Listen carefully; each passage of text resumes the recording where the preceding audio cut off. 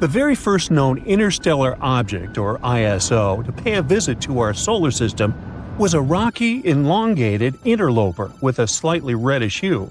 It was spotted in 2017 and was dubbed with the Hawaiian name Oumuamua. It was almost 10 times as long as it was wide, and it was extremely unusual. Objects in our solar system are rarely shaped this way, so astronomers hoped it could provide some clues into how other star systems form and function. For hundreds of millions of years, longer than I've been around, this bizarre guest has been wandering through our home Milky Way galaxy, not bothering to settle down in some star system. And then, it came across the solar system. After the space traveler was discovered, hundreds and probably even thousands of telescopes all over the world, including ESO's Very Large Telescope in Chile, sprang into action. They started measuring the object's orbit, its color, and brightness. That's when it became apparent that the space rock had an unusual orbit. Some astronomers suggested that Oumuamua was emitting hydrogen it had picked up during its journey between stars. This was a simple explanation for the mystery that had evoked lots of outlandish theories. When this bizarre guest was first spotted upon entering the solar system, scientists were not sure what its nature was. Some claimed it was a comet. Others disagreed, saying it didn't have the features typical for comets: a visible long tail and a coma, which is a cloud of gases surrounding the nucleus of a comet. Plus, its shape was different from that of other comets. The only thing that made Oumuamua more comet-like was the way it accelerated as it went away from the sun. The unusual object started to slow down on its way out, but in a strange way, as if not only gravity was in play there. It seemed like something was creating a force to counter this gravity. But unfortunately, this theory didn't quite fit either. The problem is that comets usually have large quantities of water ice on their surface, and as the sun heats this ice, it gets ejected as jets of gas. Those jets act as mini rocket boosters. But Oumuamua not only had no tail whatsoever, but it was also too small to capture enough solar energy to support this kind of activity. Of course, this mysterious space visitor caused some more outlandish theories. For example, some people started to claim that Oumuamua could be a spacecraft sent by a civilization living in another star system. However, scientists found a better explanation. A comet that is traveling between stars gets cooked by cosmic radiation. These rays penetrate thick layers of ice, converting up to 25% of water molecules into molecules of hydrogen. And then, this trapped hydrogen gets released when some star warms the comet. The effects of this process are almost invisible. This might be the reason why we didn't see a spectacular tail accompanying Oumuamua.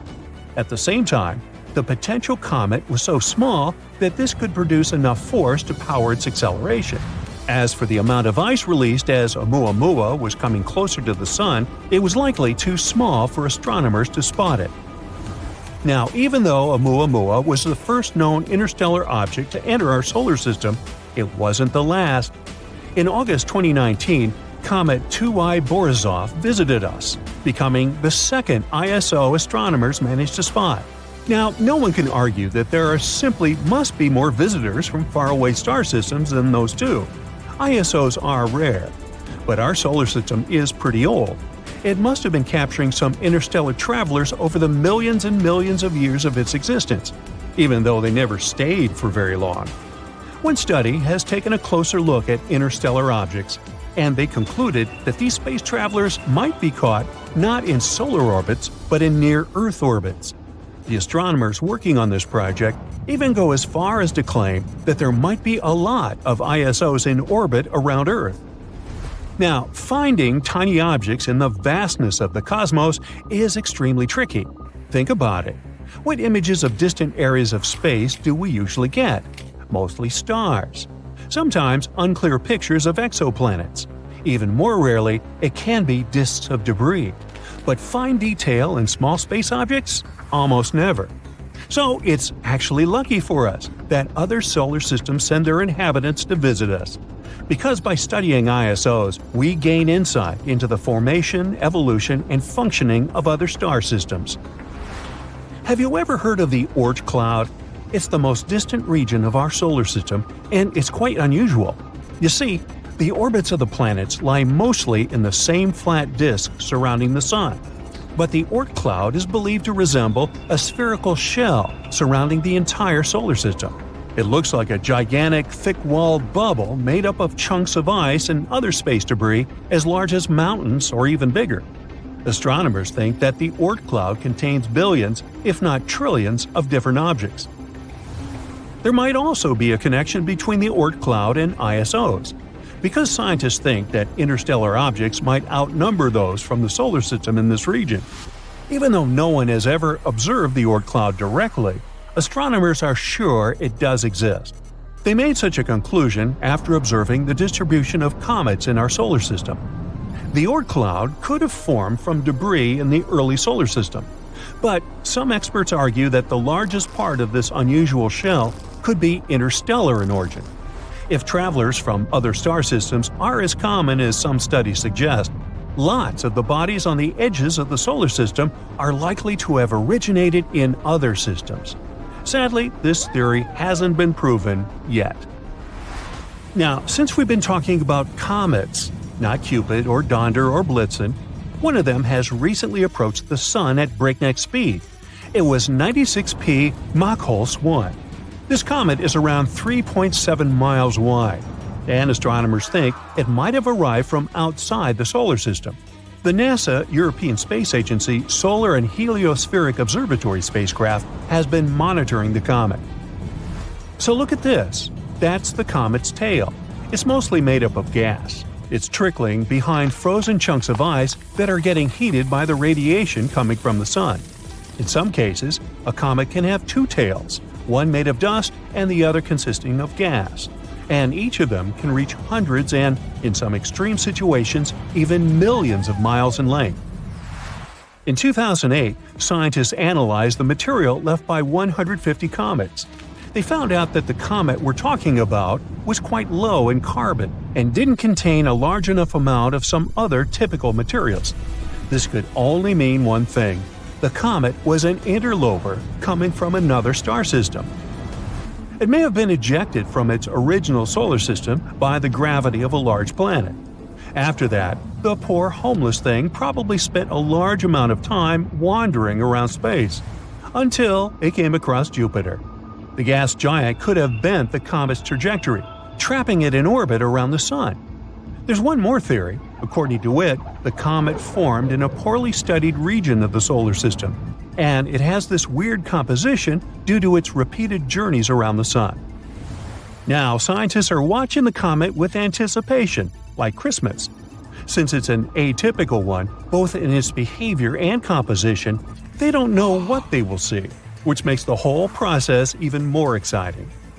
Most comets falling toward the Sun are quite small, not more than 32 feet across. That's why they burn up as soon as they come close to our star. But the sheer size of Machholz 1, which is more than 2/3 the height of Mount Everest, seems to protect the comet from evaporating completely. In September 1859, scientists observed the first confirmed powerful solar flare. The Sun threw a large amount of radiation, energy, and plasma material into space. This was a massive and devastating disaster, but it happened 93 million miles away, so it probably wasn't such a big problem, right? Well, actually it was. A few hours after the flare was spotted, telegraph lines stopped working all over Europe and North America. Some of them sparked and caused fires. People realized that the Sun was not only the source of light and warmth, but also danger. Scientists called that day the Carrington effect. The good news is that this happened in the middle of the 19th century and didn't cause serious problems for the planet. The bad news is that scientists are warning that in 2025, Earth will experience even more powerful solar storms caused by a coronal mass ejection. This is a giant cloud of plasma or charged gas. At one time, the Sun can throw billions of tons of this material into space. Then, all this flies at high speed through space. Some of the material can reach our planet in 15 hours, the rest in a few days. During the journey, it captures and accelerates any charged particles encountered along the way, which increases its intensity and power. And then, this unstoppable array of energy crashes into our planet. It heats the upper layers of the atmosphere, increases its thickness, and disturbs the work of satellites. They slow down and lose altitude. Communication with satellites becomes unstable, GPS is buggy, data is poorly transmitted. Also, solar-charged gas penetrates into our power grids, transformer booths, and stations. It leads to massive failures that ruin the work of the entire technological chain. A powerful solar attack on several power plants can trigger a power outage in a large city. The internet, phones, social services, networks, nothing will work. We may lose connection with each other. Many large companies would go bankrupt, and the planet may face economic crises. These are big problems, but not the most serious ones. Electric plants serve boiler houses and water pumping stations. Solar storms could stop water from getting to our homes.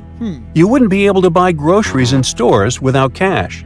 Of course, we can restore all this, but we'll have to live in the Iron Age for a while.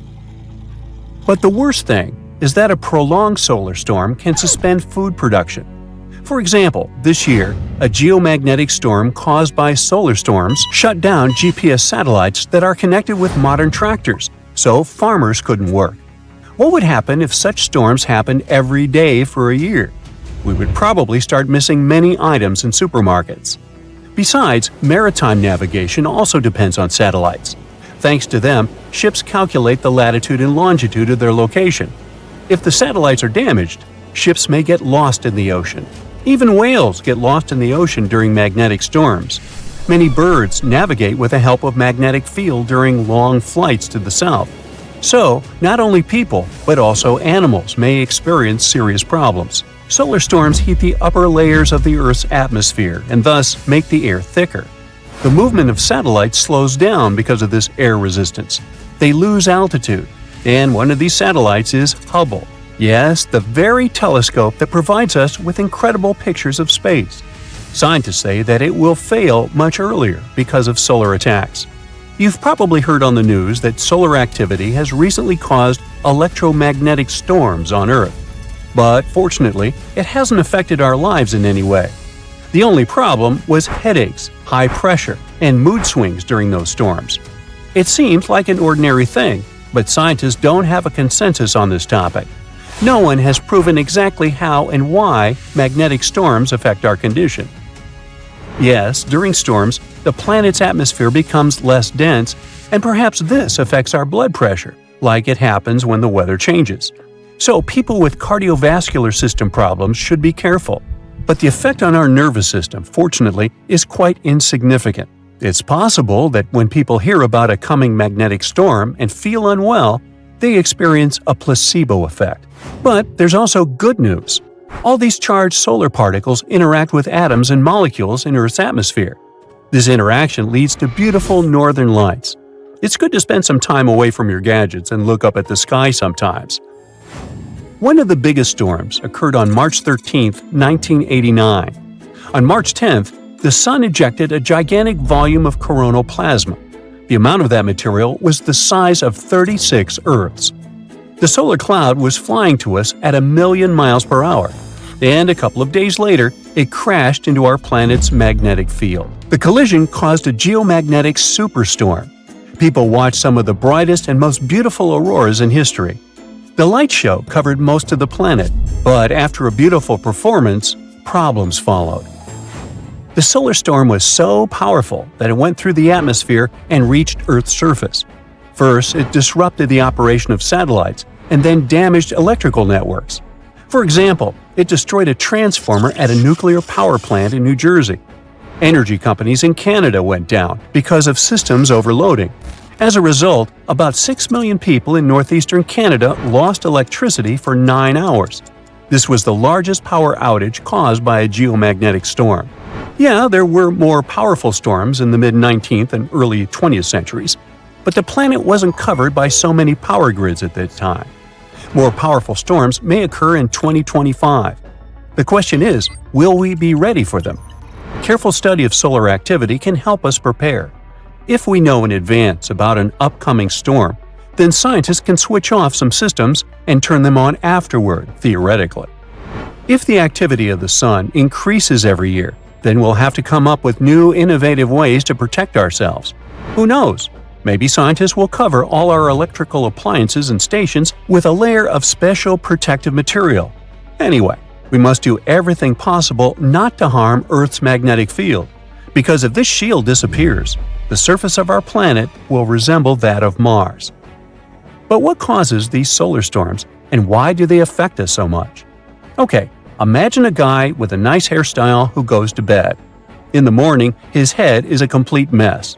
The magnetic fields of the sun are similar to this tousled hair. When the sun rotates, these fields burst, get tangled, stretch, and tear. At those moments, they release huge amounts of energy into space. This is not a problem for the sun, as the fields are restored during the process called magnetic reconnection. Such emissions can cause trouble for the planets in our system. When magnetic reconnection happens, several phenomena can follow. One of them you've already heard about. It's a coronal mass ejection. But there's another terrible thing that the sun does, and it's called solar flare. Imagine a bright burst of solar radiation containing electromagnetic waves, X-rays, radiation, and visible and ultraviolet light. During flares, the sun releases an enormous amount of this destructive energy, and it spreads through space at the speed of light. It takes 8 minutes for this explosive wave to reach our planet. Fortunately, we don't get much damage from these flares because Earth's magnetic field and atmosphere protect us. Strong flares can disrupt radio waves in the upper atmosphere and affect the operation of satellites, but it's nothing critical. Another solar phenomenon is called a radiation storm. These are accelerated electrons and protons that move at a speed slightly less than the speed of light. Thanks to Earth's magnetic field, radiation storms don't harm our planet too much, but they pose a danger to astronauts and satellites. These particles can penetrate human tissues and lead to serious health problems in the way radiation does, but only if you're in space or flying a plane in the upper atmosphere. In 2017, a strange object was spotted in our solar system. It had the shape of a long tube, similar to a pancake. No known asteroid or comet we've seen looks like that. Its exterior was also peculiar. It was at least 10 times more reflective than the average stuff that flies through space, with some saying it had a surface similar to polished metal. When it went past the sun and left our reach, it accelerated faster than what our gravity could account for. At first glance, it was like this thing had a rocket strapped to its back. This unusual visitor even got a special name, Oumuamua. It comes from Hawaiian and translates to scout or visitor from a faraway land. And because of its characteristics, scientists soon began to wonder if this was at last a visit from otherworldly creatures. Before they went full-on with the science fiction suppositions, astronomers gathered the information they were sure about, starting with the fact that Oumuamua must have come from another solar system. There must have been some unfortunate event in its home system that led to its ejection. What they didn't know was that this was a comet or asteroid. They're both celestial objects orbiting a sun, but they have distinct compositions and behaviors. Comets are composed primarily of ice, dust, and rocky material, often referred to as dirty snowballs. When a comet approaches the sun, the heat causes the ice to vaporize, releasing gas and dust particles into space. This creates a bright glowing tail that can extend for millions of miles. Comets generally have elliptical orbits, often taking them from the distant reaches of our solar system closer to the sun. Asteroids, however, are mostly made of rock and metal. In our neighborhood, they are remnants of the early formation of the solar system and are typically found in the asteroid belt between Mars and Jupiter. Unlike comets, asteroids do not develop tails when they approach the sun, as they have no ice. Their orbits generally follow more circular paths compared to comets. By all accounts, Oumuamua should be a comet, because it seems to come from a different location in the universe. Yet, it doesn't exhibit the typical signs of cometary activity. Oumuamua lacks a tail and does not spew out gas as it passes by, not like me. Even though it behaves like a comet, it looks more like an asteroid. Now, another big question is how scientists even managed to spot Oumuamua in the first place. Considering the vastness of space and time in the galaxy, it's remarkable. Stars have lifetimes spanning millions or billions of years, and the formation of a solar system takes hundreds of millions of years. Even the fastest objects take tens of thousands of years to travel from one star to another. In contrast, humans have only been observing the skies with telescopes for around 400 years, a tiny fraction of cosmic time. And it's only in recent decades, even years, that we've had the technology to detect and track fast-moving, dim objects. Either rocks like these are abundant, or we've been incredibly lucky with our detections, or it's simply wanted to be seen. Now, another question that was asked was where such objects could come from. It's highly unlikely that Oumuamua came from a mature, stable solar system. That's because such systems don't eject enough material to fill up the galaxy. Occasionally, a random rock might get flung out, but it can rarely travel so far. Young systems, however, act differently. In these chaotic environments, collisions, mergers, and migrations are happening everywhere. Plenty of tiny rocks roam around, perfect candidates for ejection. The solar system that kicked Oumuamua out must have had a planet similar to Jupiter. Its massive size and gravity could influence other objects in the system, causing potential ejections. But not all solar systems develop Jupiter-sized planets. Often massive planets end up close to their stars, becoming hotter versions of Jupiter. These planets, snugly orbiting a sun, are less likely to eject debris. Now, Neptune-like planets may play a role too. While not as massive as Jupiter, they tend to call the outer regions of solar systems their home. Our solar system has the Kuiper Belt, a reservoir of comets in its outer reaches. During a solar system's early stages, interactions between Neptune-like planets and debris are common. Finding Neptune-like planets in other systems has been challenging, though. Our methods for detecting exoplanets work better for massive objects close to their stars, making it difficult to spot Neptune counterparts farther out. Oumuamua was also linked to a peculiar theory about how life came to be in the universe – Panspermia.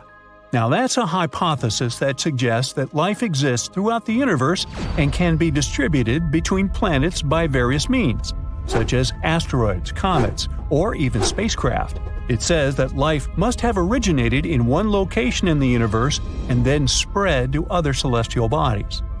Fans of the Panspermia theory have suggested that such interstellar objects could potentially carry tiny microbes, those building blocks of life between star systems. If such objects were to impact a planet or a moon, they could transfer these materials and seed the celestial body with life. For now, there is no evidence to support the theory that this comet in particular has transported life between star systems. After years of research, the overall consensus became that Oumuamua was indeed a comet. The reason why it moves so strangely is because it might have frozen hydrogen on its surface that reacts when touched by sunlight. The closer it got to our sun, the faster it became, releasing that hydrogen and also changing its path to our solar system. Its color also supports this theory. It's red, which might mean it's been hit by cosmic rays for a long time. The longer it was touched by those rays, the more hydrogen it gathered in the process. But since they can't be completely sure, astronomers have a plan to follow this visitor. One idea is to send a mission to check it out. It's already far away from us, but it may not be too late just yet. We may be able to send a probe fast enough to catch up with the comet. The plan was named Project Lyra and aims to use the Earth's orbit and that of Jupiter to bounce out a probe far enough to reach Oumuamua. If it works, it will be the fastest space device we've sent out in the universe. One potential trajectory of the space probe involves the gravitational pull of our planet and that of Jupiter as a lasso effect, but not Ted Lasso. The probe will leave our planet and re-enter Earth's orbit before sending it to meet with Jupiter's pull. It will be sent back near our planet a second time, where it will be ejected with enough force to reach the comet.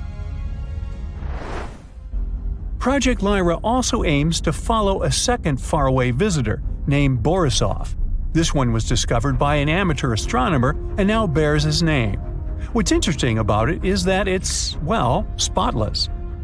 Similar to our experience with Oumuamua, we haven't seen anything like Borisov before either. Studies of the light coming from its cloud of dust and gas show it's very clean compared to other space objects.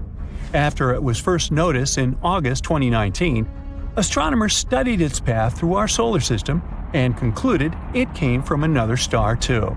But Borisov gave us more time to study it because we spotted it earlier in its journey through our neighborhood. Researchers used advanced telescopes to look at the dust coming off Borisov. They found it's throwing off over 400 pounds of dust every second. They also found Borisov has more carbon monoxide than comets from our solar system usually do. But the amount isn't the same everywhere on the comet. This tells us the space object probably started forming near its home star before moving away, maybe because of larger planets in its system.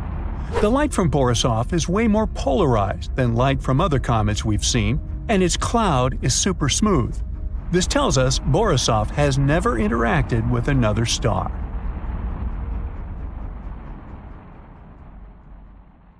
We fly away from Earth to look at it from a distance. It glows like a holiday tree. Big cities look like yellow spots at night, and during the day we see strange structures, like a palm tree-shaped island in the UAE, or a dark band that runs all the way through China, the Great Wall. These are traces of human existence. Now let's point our telescope at other planets. Mars? It's just an empty, endless desert. Venus? Only rocks and volcanoes. Even if we look into distant space, all the planets out there are deserted and lifeless. Not a single trace of an extraterrestrial civilization. Many people are convinced that life on Earth isn't unique at all. Here's our galaxy. There are billions of sun-like stars. And here is the entire observable universe with billions of such galaxies. There's an almost infinite number of stars, and near each of them, there may be habitable worlds. But we may not have found life on other planets because it hides from us under the surface. For example, there's Europa, a satellite of Jupiter, slightly smaller than our moon. Its structure resembles a soft-boiled egg. Its surface is a hard crust of ice, but if you take a big enough drill, you can get to the liquid yolk, an ocean of water. Jupiter and its satellites are very far from the sun, so it's quite cold there, about 270 degrees below zero. So liquid water instantly turns to ice. But Jupiter has a strong gravitational force that causes a lot of friction inside Europa, and its core heats up. The heat melts the ice, and we have a watery ocean under the surface. Water is the foundation of all life, so there could be simple bacteria in that ocean. And who knows, maybe there are other life forms out there. For example, weirdly shaped fish. Because of the weak gravity, their bodies are built differently, or something like whales feeding on plankton. In 2009, scientists found a planet that is completely covered by an ocean, GJ 1214. It's about 40 light-years from Earth, and about 75% of its mass is water. Still, the temperatures on this planet are so high that water evaporates and takes the form of super liquid water. There's so much steam that it feels as thick as water itself. No life could exist in such conditions. But scientists have recently found at least 24 planets better than Earth and called them superhabitable. These planets orbit distant stars in their habitable zone. It's the sweet spot at a perfect distance from the star. In our solar system, Venus, Earth, and Mars are in this zone. A superhabitable planet must be 10% larger than Earth and have stronger gravity. That way, it can have a denser atmosphere. A temperature 8 degrees higher than on Earth would make the planet more humid. This would encourage a variety of living organisms there. These planets may be great for life, but it's hard to tell if there is life there already. The main marker that would confirm the existence of an advanced civilization there might be radio waves. Imagine a habitable planet similar to Earth. In the process of evolution, intelligent beings appeared there, like humans. They're much taller because of low gravity, and their eyes are adapted to the light from another star, much brighter than the sun. Sooner or later, this civilization will have to use radio waves to communicate with each other. We can think of these waves as loud sound from speakers. Here's Earth. We're now actively using radio waves, and the noise coming from our planet is pretty serious. If a neighboring planet had radio telescopes, big dishes that catch these waves, they would realize that life is blooming here. There are many radio telescopes on Earth that are pointed into distant space, waiting for a signal from aliens. but we haven't received anything yet. Still, that doesn't mean there isn't a planet somewhere in the universe that emits radio waves. It's all about distance. We're jumping 200 light years to another star. Suppose there's a planet X where life exists. The civilization here is advanced enough to use radio waves, so they release the first wave into space. Our radio telescopes won't be able to pick it up until 200 years later. This also works the other way around. Radio communication on Earth has only existed since 1895. Our radio signal won't reach Planet X until 2095, and only then the aliens will hear our voice. But this radio noise doesn't stay for long. Every year, our technology improves, and our radio noise decreases. We're beginning to use mobile communication, cable TV, and fiber optics. This all reduces the volume of our planet in the radio spectrum, and soon it will simply become invisible to other planets. The same thing is happening on the other side. So, the radio waves coming from civilizations are a brief blip on the cosmic scale, and we can't accept radio silence as proof that extraterrestrial life doesn't exist. A giant telescope, which could take a direct photo of a possibly inhabited planet, would change the situation. We zoom in on the photo, and there it is! We see alien cities with tall buildings and lots of antennas. But now, we can't look that far away. We can take pictures of Mars and its satellites, and even their quality misleads us. For example, Cydonia. It looks just like a human face on Mars. We thought there used to be an ancient civilization there that made some sort of sculpture or memorial. More extravagant theories said it was the remains of a giant human, and there's a whole body of it under the sands of Mars. But in fact, it was just a hill. Strong winds blew out some hollows there, and when there was a shadow in those hollows, we took them for human eyes and a mouth. Or a monolith on Mars' satellite Phobos. We found a smooth rock there that was almost as tall as the pyramid of Cheops. The news has spawned many theories about the civilization that built it, but it turned out to be no more than a rock. The infinite number of stars and worlds around them almost guarantees the existence of other civilizations, so why wouldn't they come to Earth, right? We think that life throughout the universe develops in similar scenarios. The emergence of simple life forms, followed by evolution, and growth of a technologically advanced civilization. But, just like on Earth, cataclysms happen there too, causing mass extinctions. Meteorites, for example. Perhaps there was a civilization out there ready to go into outer space, but a huge meteorite, like the one that wiped the dinosaurs off the Earth's surface, made that civilization disappear, and life on that planet began a new cycle from scratch. In addition, the more advanced the civilization, the greater the risk of its self-destruction. Scientists might conduct experiments in machines like the Large Hadron Collider and accidentally create a black hole there. It would begin to swallow everything around it and grow in size. Soon, all the super-developed cities of this civilization and the entire planet would simply disappear. Another possibility for super-advanced civilizations is to travel through wormholes. Those are tunnels in space-time between universes. Aliens might travel through them and lose interest in going back. But it's also possible that life on Earth is unique. That's because our planet was formed thanks to a number of incredible coincidences. The first is the location of our solar system in the galaxy. In the Milky Way, there are constant fireworks of exploding supernovae. The radiation from these explosions destroys everything around it at great distances. Our solar system is right in the sweet spot of the galactic orbit where we're safe from such explosions. Another factor is the moon. One theory of the formation of the moon says that about 4.5 billion years ago, a meteorite the size of Mars crashed into us. If the impact had been straight, the Earth would have just broken apart.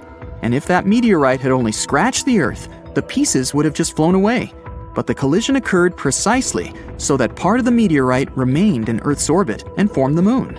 Then, the moon stabilized the Earth's rotation and heated our core with gravity. Only then, our planet developed a magnetic field, which protects us from the solar wind. Other scientists believe that life outside Earth may be biochemically different. Carbon and water are the basis of our bodies, but carbon could be replaced with silicon or phosphorus, and water could be replaced with ammonia or methane. These atoms could form molecules of different shapes and perhaps assemble into a living organism. Life based on such elements would be unlike anything seen on Earth. You know, many different things have nothing in common at first glance. the appearance of mysterious clouds over Stonehenge, and the migration of wolves in Canada, patterns on the wings of a Caribbean butterfly, and strange footprints on the moon's surface. These are all random facts, but people can see connections in these events. Let's see how it can happen and where it can lead to. Imagine reading some crazy article on one of the unreliable sites, forgetting about it, and then beginning to notice small details in the world that might indicate that the information in this article is true. You realize you've learned something unusual, but for some reason, other people don't see it or don't want to see it. You try to tell them, but no one wants to listen to you. And some people even think you've gone mad. Let's stop for a moment and see what kind of article you've read. So, in 2017, one not-so-truthful site published a story about a ship from another planet called Black Knight that had been spying on people for 12,000 years. But not long ago, agents from a secret organization managed to destroy it. Sounds like absolute nonsense or a plot for a cheap sci-fi movie. Of course, you don't believe it. But a few years later, you find a story about Nikola Tesla. Let's fast forward to 1899. The famous scientist was sitting in his laboratory in Colorado Springs conducting radio experiments. Suddenly, his receiver caught a strange radio signal. Then, after a while, another one. The signals came in with the same time interval, as if someone wanted to send a message. Nikola Tesla realized it could be something from extraterrestrial civilizations that were trying to start a dialogue with people using the most universal language, math. He also reported about this event in a magazine at the beginning of the 20th century and added that he hadn't deciphered the message. Okay, now let's forget about it and see what happened next. In 1927, an engineer from Oslo, who was fond of radio devices, was sending signals into open space. He was surprised when, sometime later, the same signals began to return to his receiver. It was as if the signals bounced off something big and echoed back, or something received these messages and then sent them back to the sender to make an acquaintance. The man quickly reported his discovery to scientific journals, and perhaps someone connected this event with Nikola Tesla's words about strange signals from space. All this were just prerequisites for the Black Knight. But the most exciting events started decades later. In the 60s, Time magazine published an article that said that the U.S. had discovered a satellite orbiting Earth and using unknown technology. A couple of years later, Project Mercury astronaut Gordon Cooper reported that he had seen a strange object during his spaceflight. But the Black Knight became really famous only in the late 90s, when NASA published a series of images of a mysterious object. During the first flight to the ISS, astronauts noted weirdly shaped somethings and took several pictures. Then someone gathered all the facts, collected all the information about the black satellite, and discovered that it had been flying around our planet for more than 10,000 years. How did they figure it out? People managed to calculate the age of those radio signals that Tesla and the engineer had received. If this is true, the Black Knight appeared much earlier than the Sumerians in ancient Egypt. What if this satellite helped build pyramids and majestic temples? What if it had been watching over our development all this time and transmitting this information to another planet? What if mysterious images ancient people drew depicted the satellite? People began to suspect NASA and other space agencies of hiding information about the black object to prevent panic. And now, after having received all the data about the mysterious satellite, you might begin to suspect that the bizarre article may actually be true. This news is so improbable and ridiculous that no one will believe it. If you want to hide something, hide it in plain sight. And so, together with other enthusiasts, you start hunting for any information about the mysterious ship. You create forums, post photos of unknown objects, and become obsessed with this topic. You really believe in the reality of the Black Knight. Moreover, you don't want to question its existence, and people reading your articles do the same. Congratulations! You have become an ideal candidate for creating fake news in the yellow press. Such myths and urban legends seem attractive. The human brain feels pleasure when it finds fake secret information. The feeling of mystery, adrenaline, and shock can cause psychological addiction. That's why the stories about the Black Knight are still alive. Mysterious facts seem logical, and people stop seeing information that refutes their theories. The case of the Black Knight is no exception.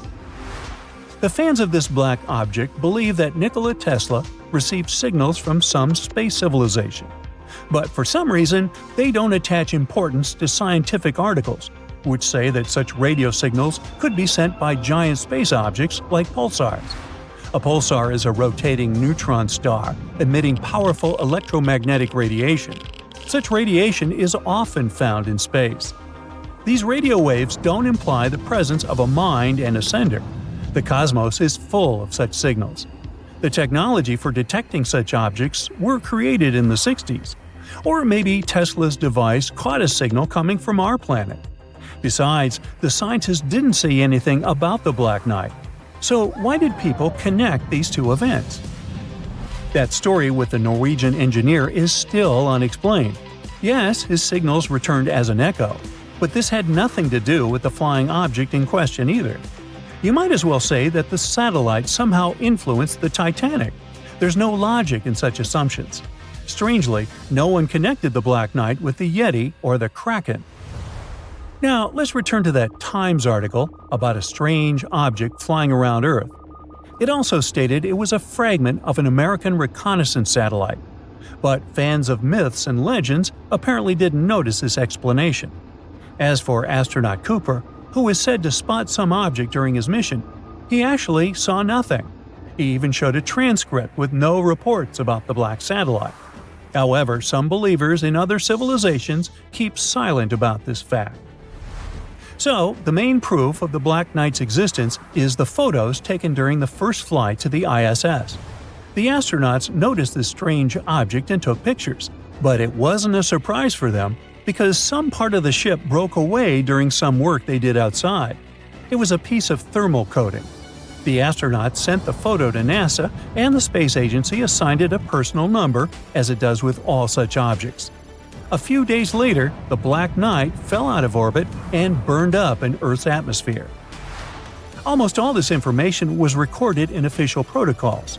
One of NASA's engineers, who knew the photographer of the black satellite, explained that those famous photos depicted an ordinary piece of the ship. There was nothing fantastic about it. But the fans of extraterrestrial rockets must have missed all this information. All these myths have long been debunked, and all the false facts have been refuted. But the Black Knight continues to live in many people's minds and on the pages of the Yellow Press. It has become a link between many reports of strange flying objects. Over the years, hundreds of stories have appeared about secret laboratories with extraterrestrial technologies, about NASA hiding secrets, and about creatures from other planets.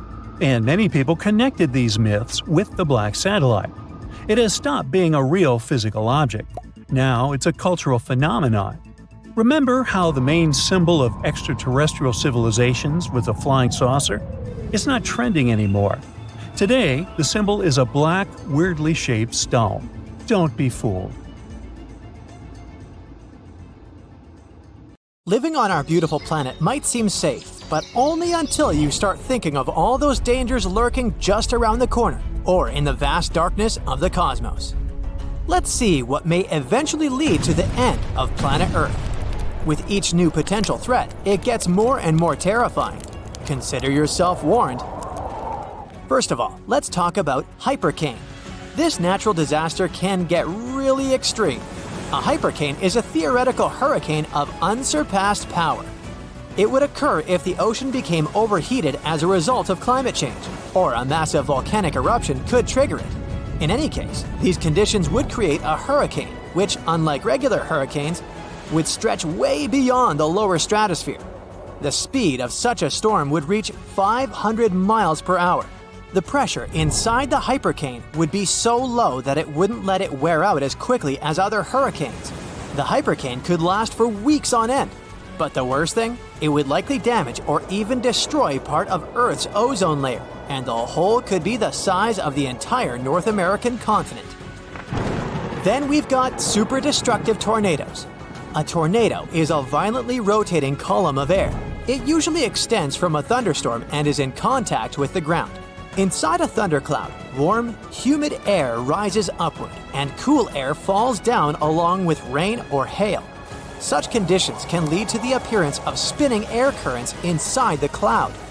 Interestingly, these air currents start out horizontal, but at one point they can become vertical and drop down from the cloud, becoming a tornado. Some tornadoes are narrow, rope-like swirls, but others turn into wild funnels. Tornadoes are ranked with the help of the enhanced Fujita scale. A weak tornado normally lasts for a few minutes and doesn't move faster than 100 miles per hour. The next level is a strong tornado. Such whirlwinds can last for 20 minutes or so and have winds of up to 200 miles per hour. And then we can also have violent tornadoes. Those can last for more than an hour and move at a speed of between 200 and 300 miles per hour. On average, around 1,000 tornadoes occur in the USA every year.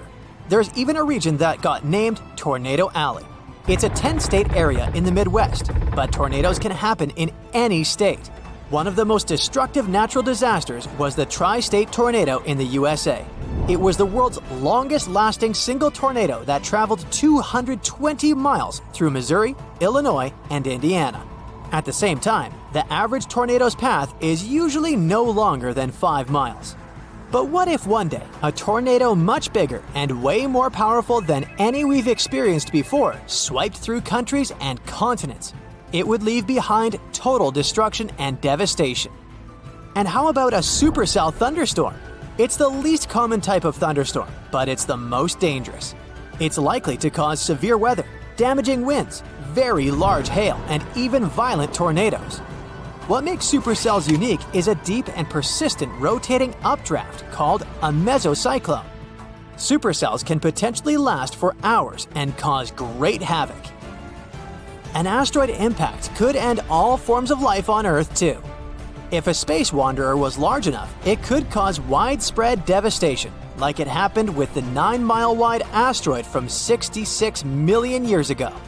It's rumored to have destroyed 3/4 of the planet's plant and animal species, including dinosaurs. Depending on the asteroid's size and the speed of its approach, the impact could lead to massive fires, tsunamis, and the eternal winter effect. It happens when the debris ejected into the atmosphere blocks sunlight and disrupts the global climate. Luckily, we'd probably notice such a large asteroid coming close to our planet with the help of our equipment long before the collision and would have enough time to get rid of this threat.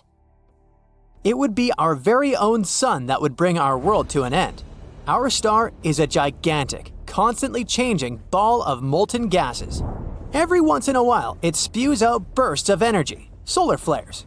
They often go hand in hand with something called coronal mass ejections.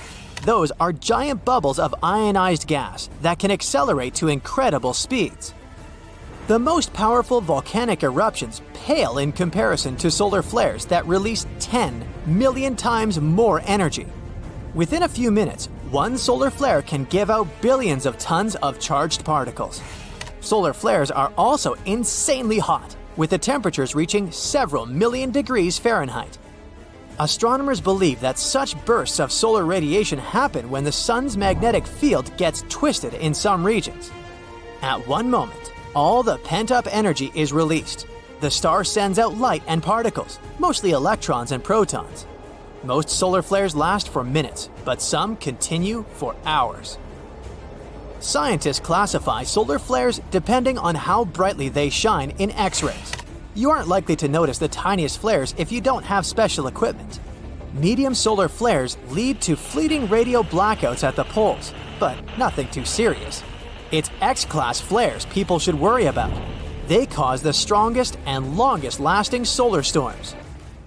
Now, if you had gamma-ray vision, you'd be able to see immensely bright flashes. They occur every day, outshine everything around you, and then disappear again. Those flashes are gamma-ray bursts. One of them could wipe out Earth's atmosphere.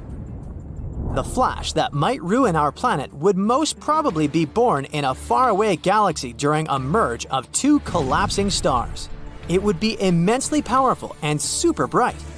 Still 1,000 light years from Earth, it'd already shine as bright as the sun. Our planet's atmosphere would try to protect us, but its natural shield wouldn't last. The radiation would be so powerful that it would literally cook the atmosphere. It would create nitrogen oxides that would destroy the ozone layer. Without this layer, ultraviolet rays coming from the sun would be hitting Earth's surface at full force. They would wipe out tiny plankton in the ocean. But these plankton produce from 50 to 70% of all oxygen in the world. So, with their disappearance, there would be a severe lack of oxygen, which would lead to the disappearance of life on the planet. In the end, the heat and ultraviolet light coming from the sun would turn the planet into a huge chunk of rock. And what if we came across a wandering black hole? You might know that a black hole is a region in space where gravity is so powerful that not even light can escape its clutches. Luckily, the nearest to us black hole is 1,500 light years away. It seems that we have nothing to worry about until we learn about wandering black holes. Now, things definitely get way creepier. If such a black hole entered the solar system, Earth would be doomed. We wouldn't stand a chance against this space monster. In 2020, 13 wandering black holes were spotted not so far away from our planet. But not far away in space terms means around 1 billion light years away, so we've got some time left. Plus, the possibility of such a disaster is very, very low. One day, a rogue planet might push Earth out of the habitable zone and into an extreme orbit farther from the sun. Then, the climate all over the planet would start getting colder and colder. Don't forget that the farther our planet is from the sun, the weaker the star's gravitational pull on our planet is. In the end, our beautiful Earth would get too far away from its main source of light and heat. It would turn into a lifeless piece of rock covered with a thick layer of ice. Or the sun might expand and turn into a red giant. If it happened, it would change the entire habitable zone of our solar system. The disaster would start with our star running out of hydrogen in its core. This would trigger a chain of reactions, which would eventually lead to the core of the sun heating up and getting denser. As a result, the sun would get way larger than it is now. During this transformation, the sun would swallow Venus, Mercury, and Earth. In 2007, astronomers spotted a massive 54-ton asteroid roaming space relatively close to our planet. But later they lost track of it. That's why the space rock was declared a lost asteroid. Almost 2 decades have passed since then.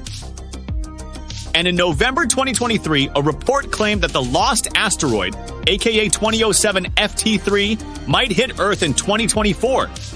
Such news sounds ominous. But how true is it? Well, NASA disagrees. The U.S. Space Agency has refuted the worrying claims. This statement was issued in response to the announcement that there was a 1 in 11.5 million chance of the asteroid striking our planet on the 5th of October, 2024.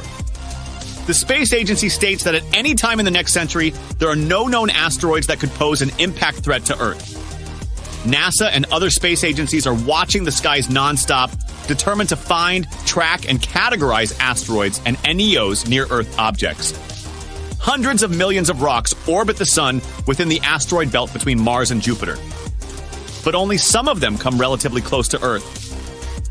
NASA classifies asteroids orbiting within 30 million miles of our planet as near-Earth objects. Inside this group, there are particularly worrisome objects. Those are so large and orbit so closely to our home planet that they might turn into a real threat to the world should a direct collision occur. Luckily, the larger an asteroid is, the easier it is for our planetary defense experts to find it. The orbits of the largest space rocks around the sun are normally well known and determined for years and even decades. At the moment, NASA is keeping a close eye on an asteroid named Bennu.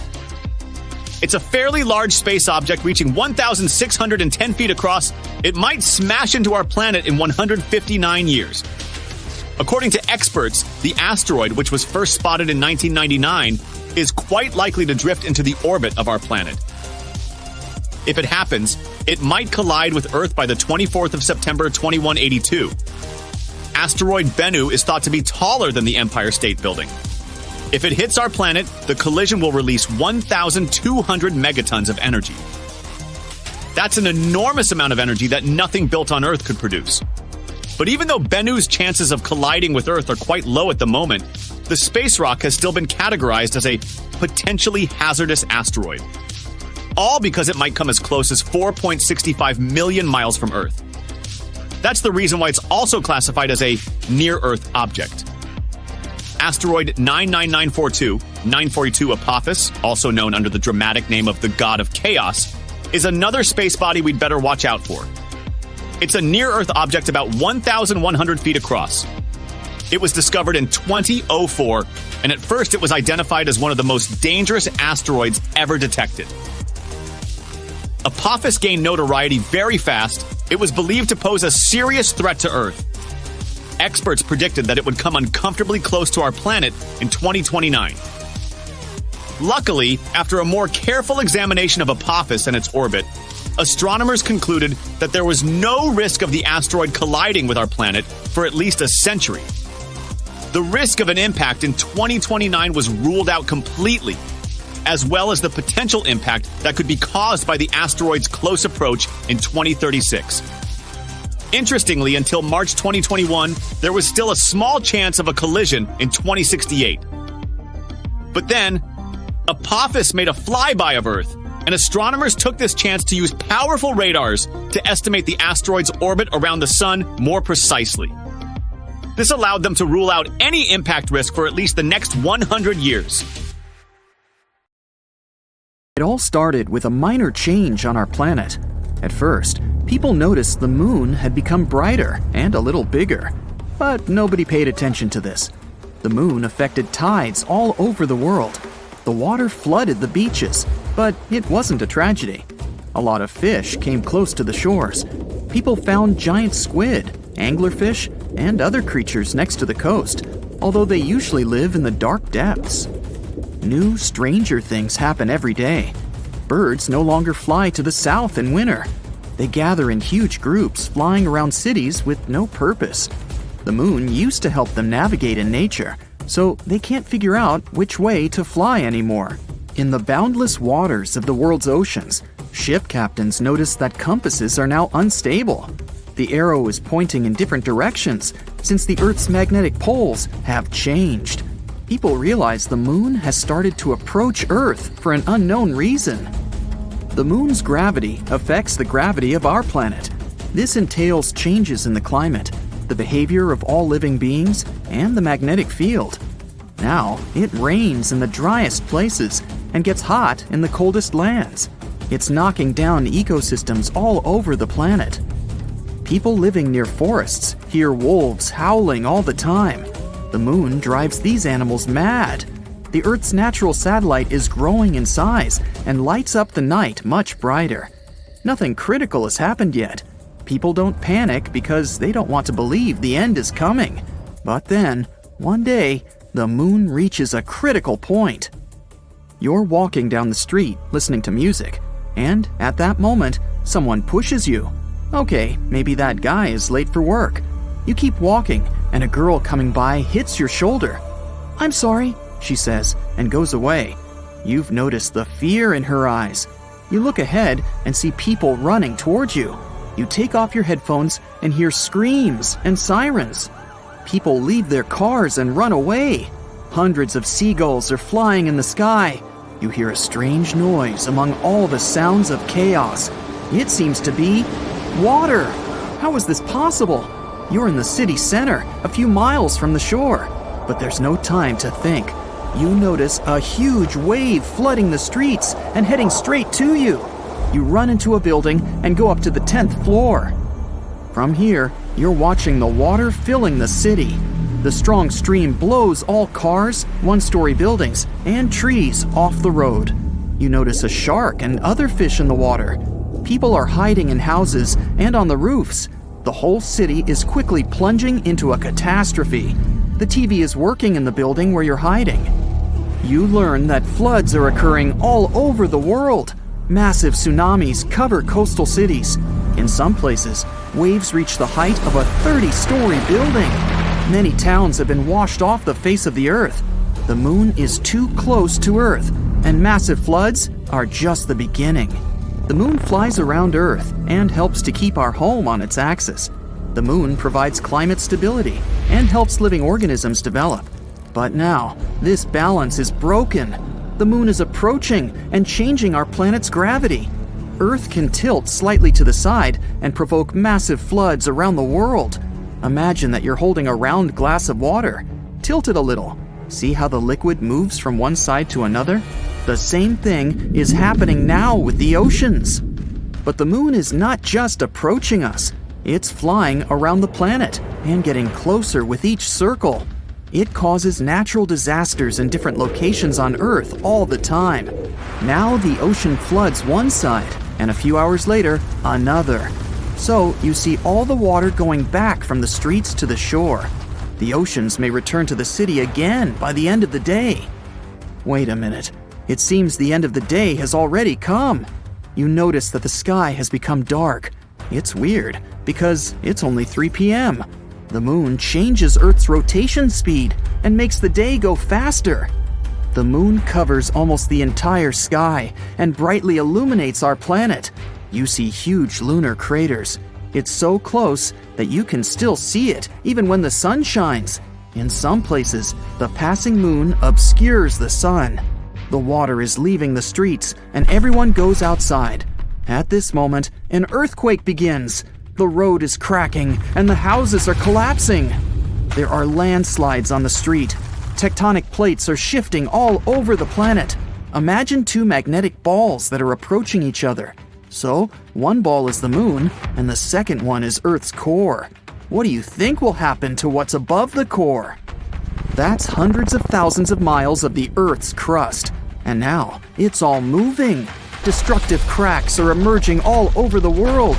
The planet's highest mountains break down and turn into a pile of stones. The seabed cracks and releases magma from the underground depths. Volcanoes wake up and erupt magma. Clouds of volcanic ash cover the sky from the sun and the glowing moon. But the scariest thing is still ahead. A collision is inevitable. The moon flies around the planet like a ball in a round glass with a hole in the center. This force drives clouds all over the planet. Now there's a thunderstorm, but in 5 minutes, it will be snowing. Then the night comes and it starts raining. Water droplets consist of mud and volcanic ash. It's difficult for people to breathe without gas masks. Atmospheric pressure is constantly changing. Some people experience severe migraines, and some have sore joints. But there's no time to think about your health. Humanity needs to figure out how to save itself from the collision. A new gravitational order will come when the moon crashes into Earth. Continents will change their shape. They will combine into one giant piece of land or split into 100 smaller ones. The energy of the collision can burn all the oxygen in the atmosphere and make the planet unsuitable for life.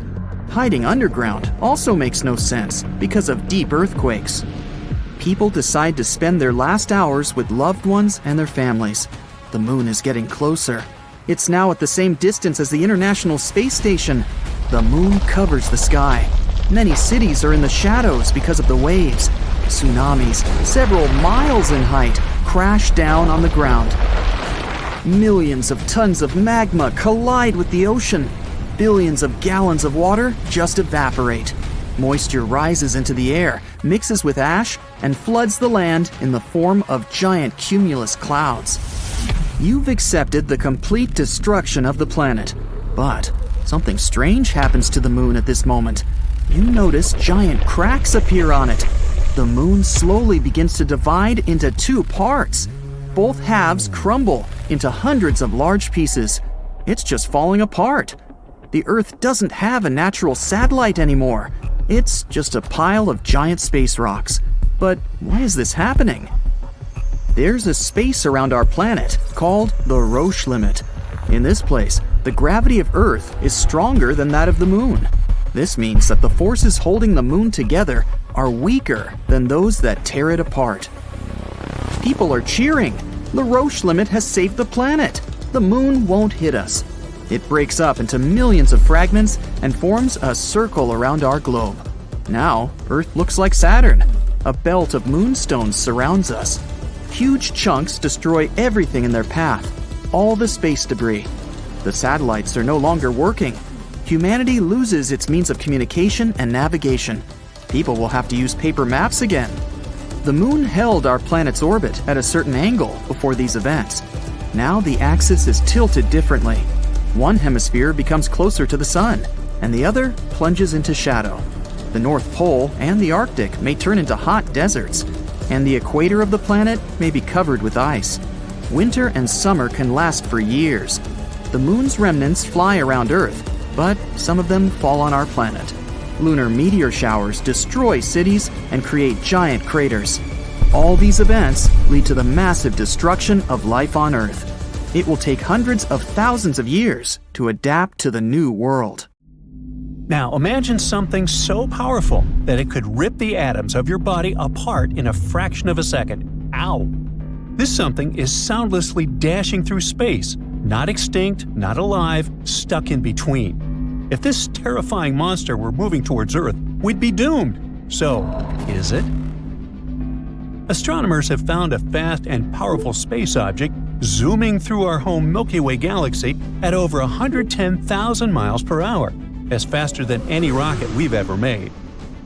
This bizarre space object got its name of a zombie star, all because it's the leftover part of a star that passed away a long time ago, but is still moving. This zombie star is a kind of an object called a magnetar, a super small, super heavy ball about the size of a city but heavier than the sun. That makes it one of the densest objects in space. Only black holes are denser. Hey, let's not forget about me, huh? Magnetars also have an incredibly strong magnetic field.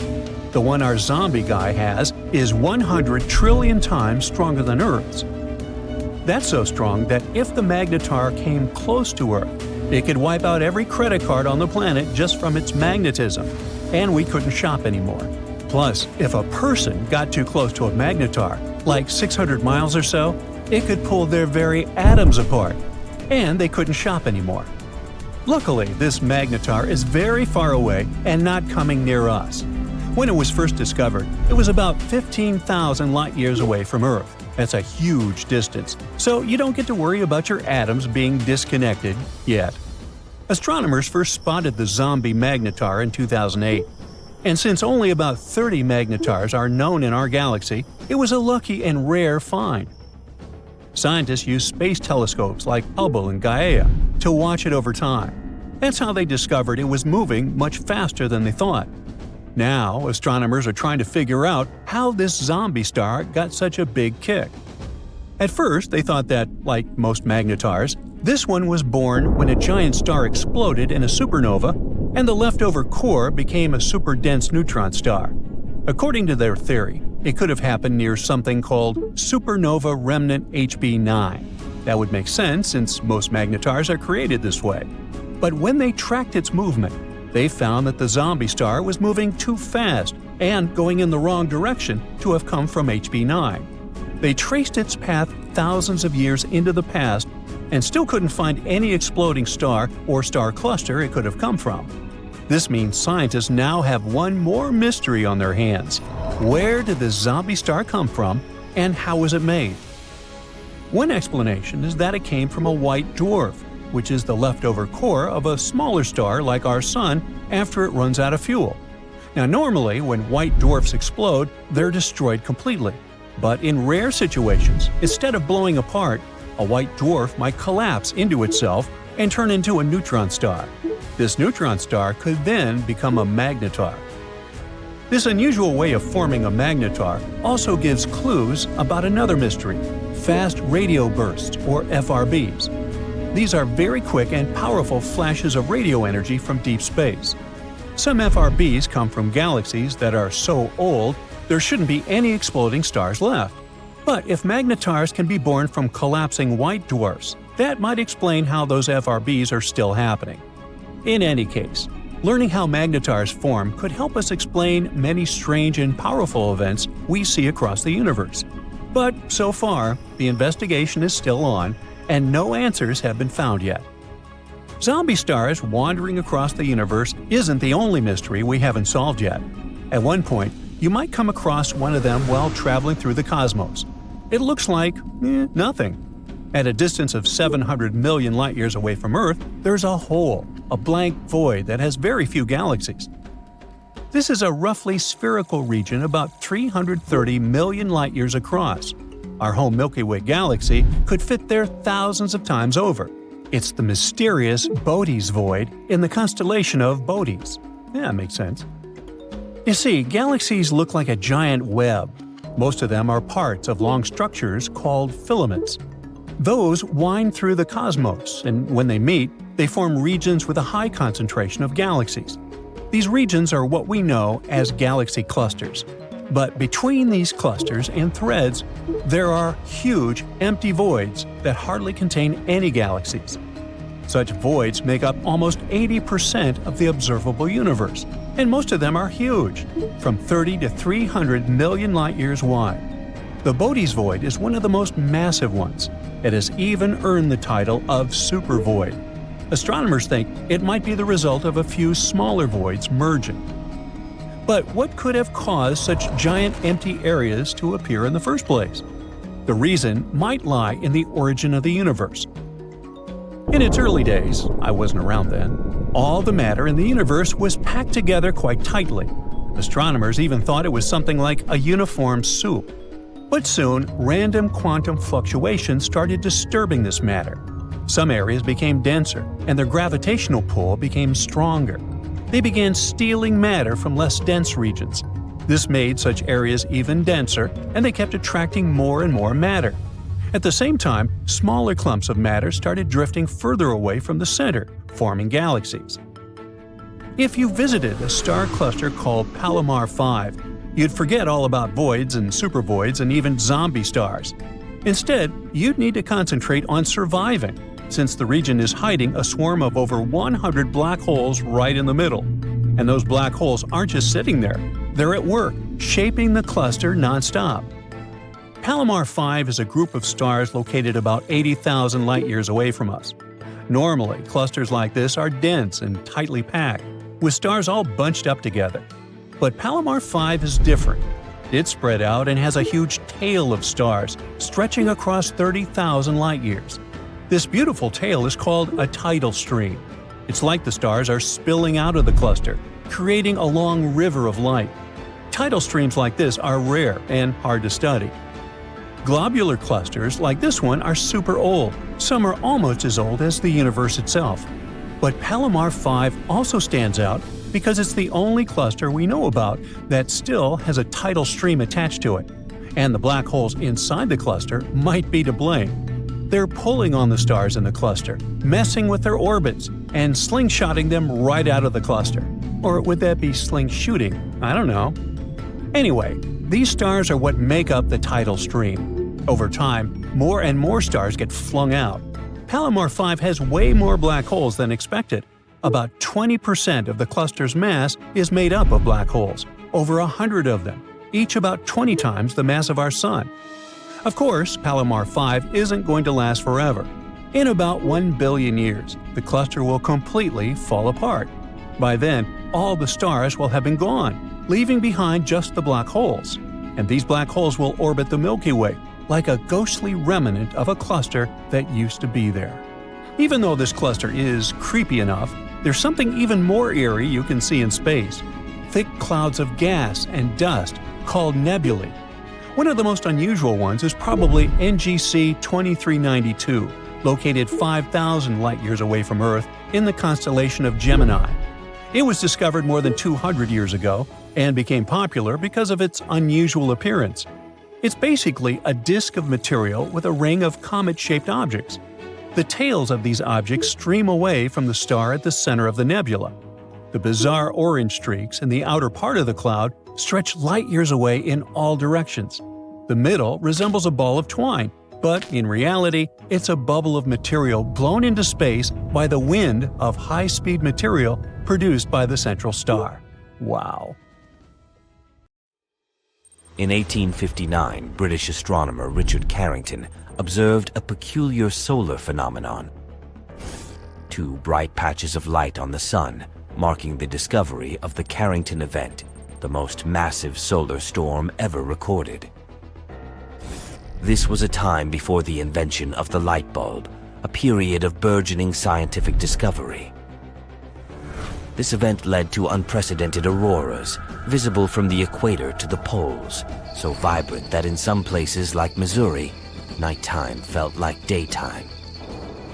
The sun's intense activity caused more than just stunning lights. The surge in electricity disrupted telegraph lines, with telegraph machines in Paris spewing sparks and sending messages without batteries. In contrast, those in Pittsburgh could communicate with New York. Fast forward to modern times. There are concerns about another potentially devastating solar storm in 2025. With our heavy reliance on technology and electricity, the impact could be catastrophic. A Carrington-level event could disrupt power for up to 40 million people in the US alone for years and cause trillions in damages. What are solar flares? They're massive explosions in our solar system caused by the sun's magnetic energy.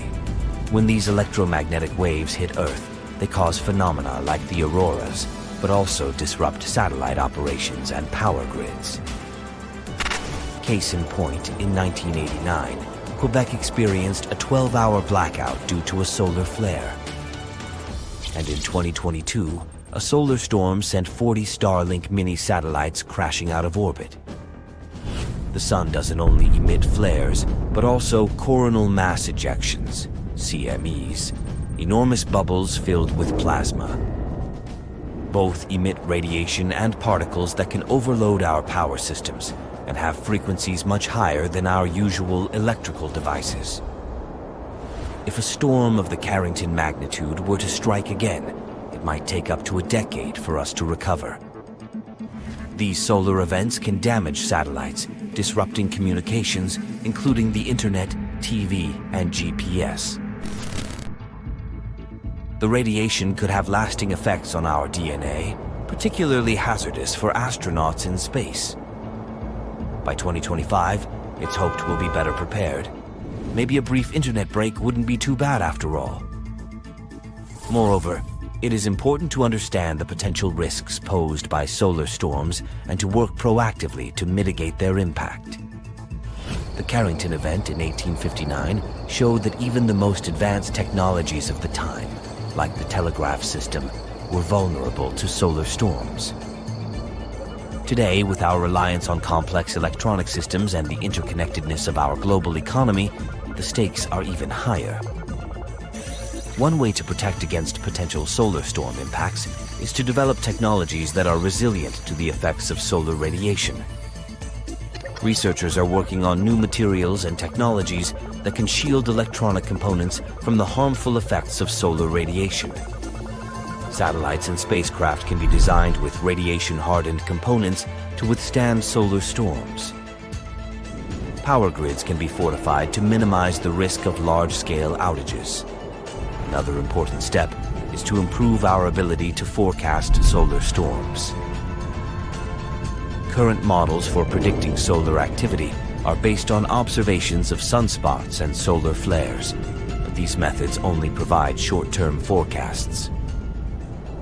New methods that rely on a combination of ground-based and space-based observations as well as computer simulations could provide more accurate and timely predictions of solar storms. This would give us more time to prepare and take action to mitigate their impact. In addition to improving our forecasting capabilities, it is essential to invest in infrastructure that can help us respond to and recover from a major solar storm. This includes backup power systems, alternative communication networks, and stockpiles of essential supplies. With proper planning and preparation, we can minimize the impact of a major solar storm and ensure the continuity of our economy and society. In conclusion, while solar storms can pose significant risks to our modern society, with proper planning, research, and investment in infrastructure, we can mitigate their impact and continue to enjoy the many benefits that the sun provides. The key is to be proactive, to understand the risks, and to be prepared to respond to whatever challenges the sun may throw our way. In May 2024, stunning auroras adorning the night sky demonstrated all the power that solar storms emit as radiation. But sometimes, our sun does things that are far more destructive. I'm talking about solar particle events. During these events, blasts of protons coming directly from the surface of the sun can shoot out like giant cosmic searchlights. According to records, an extreme particle event hits Earth every 1,000 years or so. It often causes bad damage to the ozone layer and increases levels of ultraviolet radiation closer to the surface of our planet. Luckily, Earth's magnetic field acts as a powerful protective cocoon for our planet, fending off electrically charged radiation from the sun.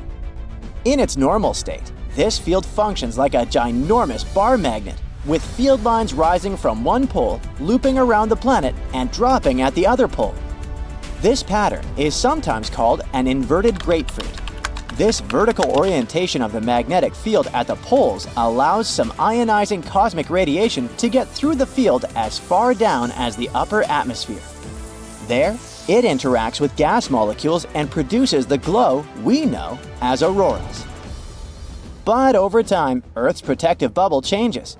In the past century, the North Magnetic Pole moved across northern Canada at a speed of about 25 miles per year. Plus, it weakened by more than 6%. Even more shockingly, according to geological records, there have been periods of time as long as centuries and millennia when our planet's magnetic field was super weak or entirely absent. But we'll talk about those tragic times later. It's easy to imagine what our planet would look like without its protective bubble if you look at Mars.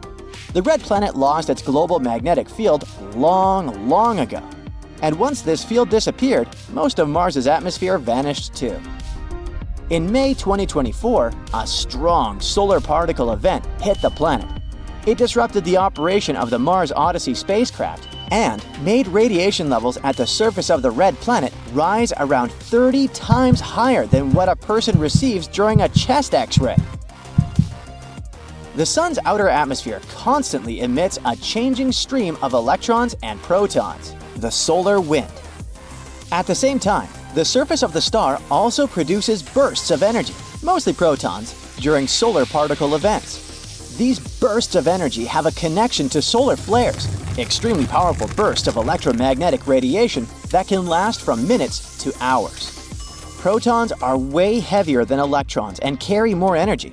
That's why they can reach lower levels of Earth's atmosphere, exciting gas molecules in the air. These excited molecules emit X-rays invisible to the unaided eye. Dozens and hundreds of relatively weak solar particle events happen during every solar cycle. Now, let's speak about solar cycles for a minute. You see, from a distance, the sun seems to be calm and steady, but if you zoom in, you'll see that its surface is constantly seething and churning. It keeps transforming from a uniform ocean of fire to a chaos of warped plasma and back again in a repeating cycle. Every 11 years or so, the magnetic field of our star gets tangled up. Imagine a ball of tightly wound rubber bands. That's what it looks like at such moments. And then, at one point, it snaps and flips completely, turning the North Pole into the South Pole, and vice versa. Right before this event, the sun steps up its activity. It starts to spit out giant blobs of fiery plasma, emit powerful streams of radiation, and grow planet-sized spots. This period has the name of solar maximum. It's a rather dangerous time for Earth, since it gets regularly hit by solar storms. Such storms have the potential to disrupt communications and damage power infrastructure. Even worse, solar storms can harm astronauts working in space and even make satellites crash into the planet. As the cycle ends, it fades back to the solar minimum, and then a new cycle begins. Anyway, back to our solar particle events. Researchers have found traces of extremely strong solar events happening throughout the history of Earth. And some of them were thousands of times stronger than anything our modern instruments have ever recorded. Such extreme solar particle events happen approximately every few millennia. The most recent one occurred around 993 CE. Beyond the immediate effect they have, solar particle events can kickstart a chain of chemical reactions in the upper atmosphere. And these processes often lead to depletion of ozone, which isn't a good thing. Ozone absorbs harmful solar UV radiation, which can damage not only our eyesight, but also the DNA of living beings. Plus, changing the amounts of ozone in the atmosphere can impact the climate. In a recent study, researchers used large computer models to examine how extreme solar particle events affect Earth. They found out that if a solar proton event arrives during a period of time when our planet's magnetic field is very weak, then ozone damage can last for 6 years, and the level of UV radiation might increase by 25%, boosting solar-induced DNA damage by around 50%. And apparently, this dramatic combination of a weak magnetic field and extreme solar proton events happens quite often. And some researchers believe that it may even explain a few mysterious occurrences in the past of our planet. For example, the most recent period of weak magnetic field started 42,000 years ago and lasted for around 1,000 years. This period included a temporary switch in the North and South poles. Several major evolutionary events happened during that time. For example, the last Neanderthals disappeared in Europe, along with the extinction of marsupial megafauna in Australia. Yeah, sadly, we won't see any giant wombats and giant kangaroos anymore. One more, even bigger evolutionary event might also be linked to Earth's geomagnetic field. Multicellular animals appeared at the end of the Ediacaran period, which started around 635 million years ago, and it occurred after a 26 million year period of extremely weak or even absent magnetic field. The rapid evolution of different groups of animals in the Cambrian explosion, about 539 million years ago, might have also been related to high UV levels and geomagnetism. The simultaneous evolution of hard body shells and eyes in multiple unrelated groups could have been necessary to detect and avoid harmful incoming UV rays. A complete reversal of Earth's geomagnetic poles might have a serious impact on the climate of our planet. Luckily, such flips don't happen overnight. The entire process stretches over thousands of years. Plus, even though the magnetic pole weakens during a pole reversal, it doesn't disappear completely. That's why the magnetosphere continues protecting the planet from cosmic rays and charged solar particles, even though there might be some amount of particulate radiation that will make it to Earth's surface. Our planet's magnetic fields are generated by moving electric charges. If some material allows these charges to easily move in it, it's called a conductor. Metal is a great conductor, and we often use it to transfer electric currents from one place to another. In this case, the electric current's negative charge, called electrons, move through the metal. The current is what generates a magnetic field. Earth's outer core is made of liquid iron and nickel. In other words, there are layers and layers of conducting material inside our planet. Currents of charges are constantly moving throughout the core, and the liquid metal is also moving and circulating there, generating the magnetic field. This magnetic field, in turn, produces something resembling a bubble around the planet. It's called the magnetosphere, and it's located above the uppermost part of the atmosphere. This layer shields and deflects high-energy cosmic ray radiation, which otherwise would be extremely hazardous to people and other forms of life on Earth. The magnetosphere also interacts with the ionosphere, the layer of our planet's atmosphere containing loads of ions and free electrons and capable of reflecting radio waves. The interaction between these two layers and magnetized solar winds is what scientists call space weather. The solar wind is normally mild, and there's no space weather whatsoever. On July 23, 2024, Europe's Solar Orbiter spacecraft observed a super-powerful solar flare erupting from the far side of the Sun. This flare wasn't the most extreme ever recorded, but still, we got extremely lucky this time not to get fried by it. Such solar flares often cause long-lived, raging radiation storms, and if such a storm moves in the direction of Earth, it can lead to worldwide blackouts. Before we go deeper into details of that potentially disastrous solar flare, we need to figure out what exactly this solar phenomenon is. Solar flares occur because the magnetic fields in the atmosphere of our star are moving non-stop. When the Sun is approaching its solar maxima, and that's the most active period of its 11-year-long cycle, which is, by the way, exactly what's happening now, its magnetic fields get more and more tangled, making our star look like an enormous ball of tangled rubber bands. They loop around, cross over one another, cut one another off, and then reconnect. Ever seen iron filings sprinkled on a bar magnet?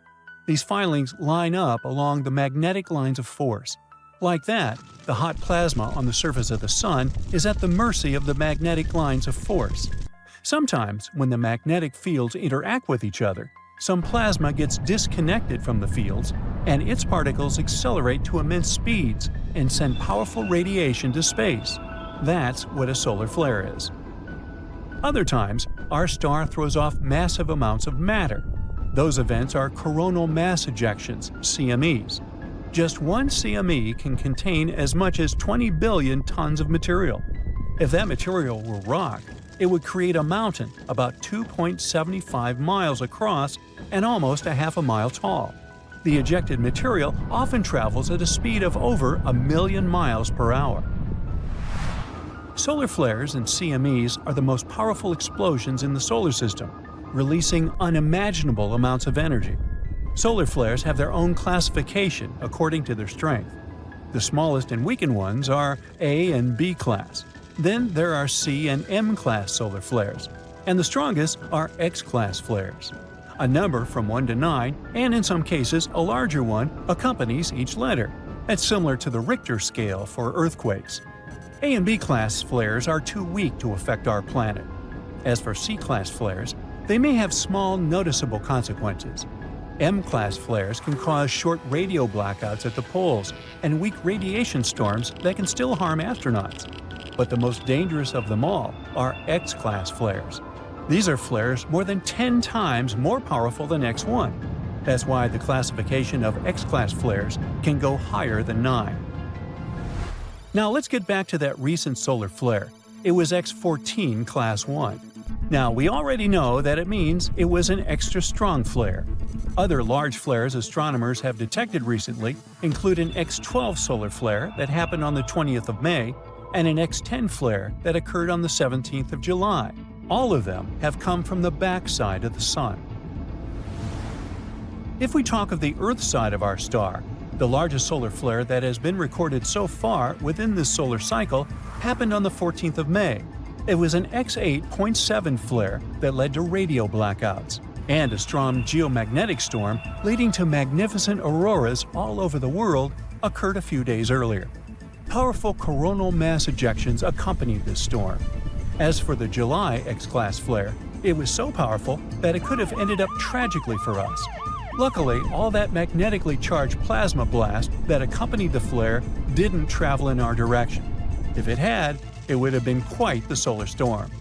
Auroras would have been incredibly impressive and a wee bit terrifying in their magnificence.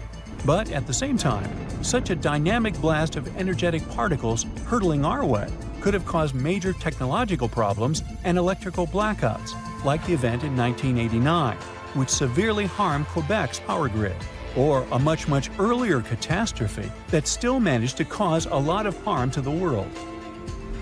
I'm talking about the Carrington event, which occurred in 1859 and was the first documented solar flare affecting our planet. It happened on the 1st of September and was named after Richard Carrington, the solar astronomer who witnessed the flare through his own telescope and sketched the Sun's sunspots. According to scientists, that flare was the most powerful documented solar storm over the last 500 years. The Carrington event triggered auroras that were visible as far south as the Caribbean. It led to severe interruptions in telegraph services all over the world, even shocking some telegraph operators and sparking fires after discharges from the lines ignited telegraph paper. Another major solar flare that erupted on the 4th of August, 1972, destroyed long-distance phone communication across a few states, including Illinois. This event even made the American Telephone and Telegraph Company redesign its power system for transatlantic cables. Now let's move to March 1985, when two super-powerful CMEs triggered a geomagnetic storm, which, in turn, set off a power blackout in Canada on the 13th of March. This blackout left around 6 million people without electricity for 9 hours. It is said that the flare disrupted electric power transmission from the Hydro-Quebec generation station and melted a few power transformers in New Jersey. And still, this solar flare was nowhere near the power of the Carrington event. The Bastille Day solar storm took its name from the French national holiday because it occurred on the same day, on the 14th of July in the year 2000. It was an X5 class event that caused some satellites to short-circuit and resulted in radio blackouts. It's still one of the most highly observed solar storm events. From October to November 2003, our star unleashed a series of large solar flares and coronal mass ejections, and they did reach Earth and slam into our atmosphere. Those solar storms, also known as Halloween storms of 2003, caused aircraft to be rerouted, impacted satellite systems, and led to power outages in Sweden. Besides, the Solar and Heliospheric Observatory couldn't fulfill its functions during this solar onslaught. On the 28th of October 2003, the Sun sent a whopper of a solar flare our way. The fire was so powerful it overwhelmed the spacecraft sensor that was measuring it. The sensor topped out at a whopping X28. But later, scientists figure out that the flare had reached a peak strength of about X45. One more thing that made the Halloween storms so scary was that they happened during a time in the solar cycle when solar activity is usually quiet. That's 2 to 3 years after the solar maximum. According to NASA's statistics, just 17 powerful flares erupted from our star during that time. The Sun spewed out another X-class solar flare on the 5th of December 2006. It was an X9-class flare that disrupted satellite-to-ground communications and GPS navigational signals for around 10 minutes. That solar storm was so powerful it even damaged the Solar X-ray Imager instrument on the GOES 13 satellite. It sustained damage to several pixels of its detector. In February 2022, SpaceX experienced the terrifying power of our star when a devastating geomagnetic storm destroyed 38 Starlink satellites worth tens of millions of dollars. It happened shortly after they were deployed. Unfortunately, Starlink satellites are especially vulnerable to geomagnetic storms since they're released into extremely low-altitude orbits, between 60 and 120 miles. They also rely on their onboard engines to overcome the drag force and raise themselves to their final altitude of around 350 miles over the surface of our planet. The thing is, during a geomagnetic storm, Earth's atmosphere absorbs energy from the storm, heats up, and extends upwards. It results in a denser thermosphere, which means more drag, and it can be a serious issue for satellites. That's exactly what happened. The batch of newly released Starlink satellites didn't manage to overcome the increased drag and started to fall back, eventually burning up in the atmosphere. Our solar system is full of mysterious objects that come from, well, everywhere. In October 2017, researchers in Hawaii spotted a mysterious thing that they dubbed Oumuamua. This means a visitor from a faraway land in Hawaiian, or "that's a really big cow." It followed an escape orbit. It literally escaped from its planet's gravitational pull, like throwing a ball into space, never to return. This meant that this weird thing arrived from somewhere outside of our solar system. There were tons of theories about what it was, from a simple asteroid to an extraterrestrial spacecraft. Scientists even thought it was a chunk of nitrogen ice from a Pluto-like planet. Its strange shape only added to the mystery. The big changes in the light curves showed that this thing could be either elongated like a tube or more flat like a pancake. This thing was unlike anything we've seen before. Oumuamua didn't behave exactly like a comet or an asteroid. Comets are icy and form bright tails when they pass near the sun, while asteroids are basically just rocks and don't form tails. Oumuamua has no tail and doesn't release gas, like me. But it's not your average rock either. Its surface is very shiny, almost like polished metal. When it passed by the sun, it sped up, like it had a rocket on it. And it wasn't the sun's gravity that gave Oumuamua the sudden boost. Scientists aren't sure what caused it. So, what in the world was that thing? After years of study, scientists now think that Oumuamua is probably a comet with frozen hydrogen on its surface. This hydrogen reacted with sunlight, speeding up the comet and changing its path. Oumuamua likely got all that hydrogen from being exposed to tons of cosmic rays for a long time. It got some nice red tint from them as well. Oumuamua was a visitor from a young, chaotic solar system where collisions and migrations happen all the time. Such systems often toss many small objects around.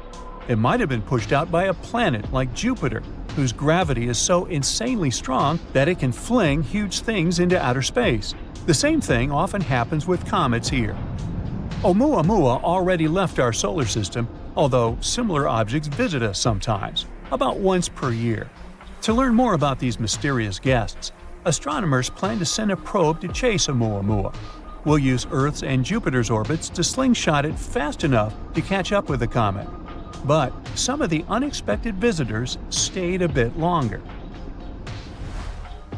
In October 2019, NASA's Hubble Space Telescope took a picture of a bluish comet trailing dust and gas. It was already in the solar system at the time, around 260 million miles away from Earth, somewhere between Mars and Jupiter. We saw the glowing dust surrounding it, but we couldn't yet see its nucleus, since it's way too small. Well, small is relative here. The thing is about 3,200 feet across, which is like the length of 9 football fields. In March 2020, Hubble images showed that a small fragment of the comet broke away from the nucleus. That means that the comet is very active, unlike Oumuamua. As we observed it further, we found that the nucleus is a loose mix of ice and dust particles. Its surface is also very similar to others, with rough areas and smooth blankets of icy, dusty debris. The comet was discovered by an amateur astronomer, Gennady Borisov, so it got the name Comet 2I Borisov. Congratulations! Scientists quickly confirmed it came to us from outside our solar system. And this thing sure was an enthusiastic tourist. It traveled at a breakneck speed of about 110,000 miles per hour. That's fast enough to circle the Earth 4 times in just 1 hour. This visit was fascinating for several reasons. Most comets in our solar system come from the Kuiper Belt or the Oort cloud. The Kuiper Belt is a region of space beyond the orbit of Neptune. It's like a big, distant ring around the Sun, filled with many small, icy objects. All of them are ancient leftover pieces from the time when our solar system was still very young. The Oort cloud is much farther. It's like a giant bubble around the solar system, also filled with super old icy objects. Most long-period comets come from there. But where did the comet 2I Borisov come from? We still don't know for sure.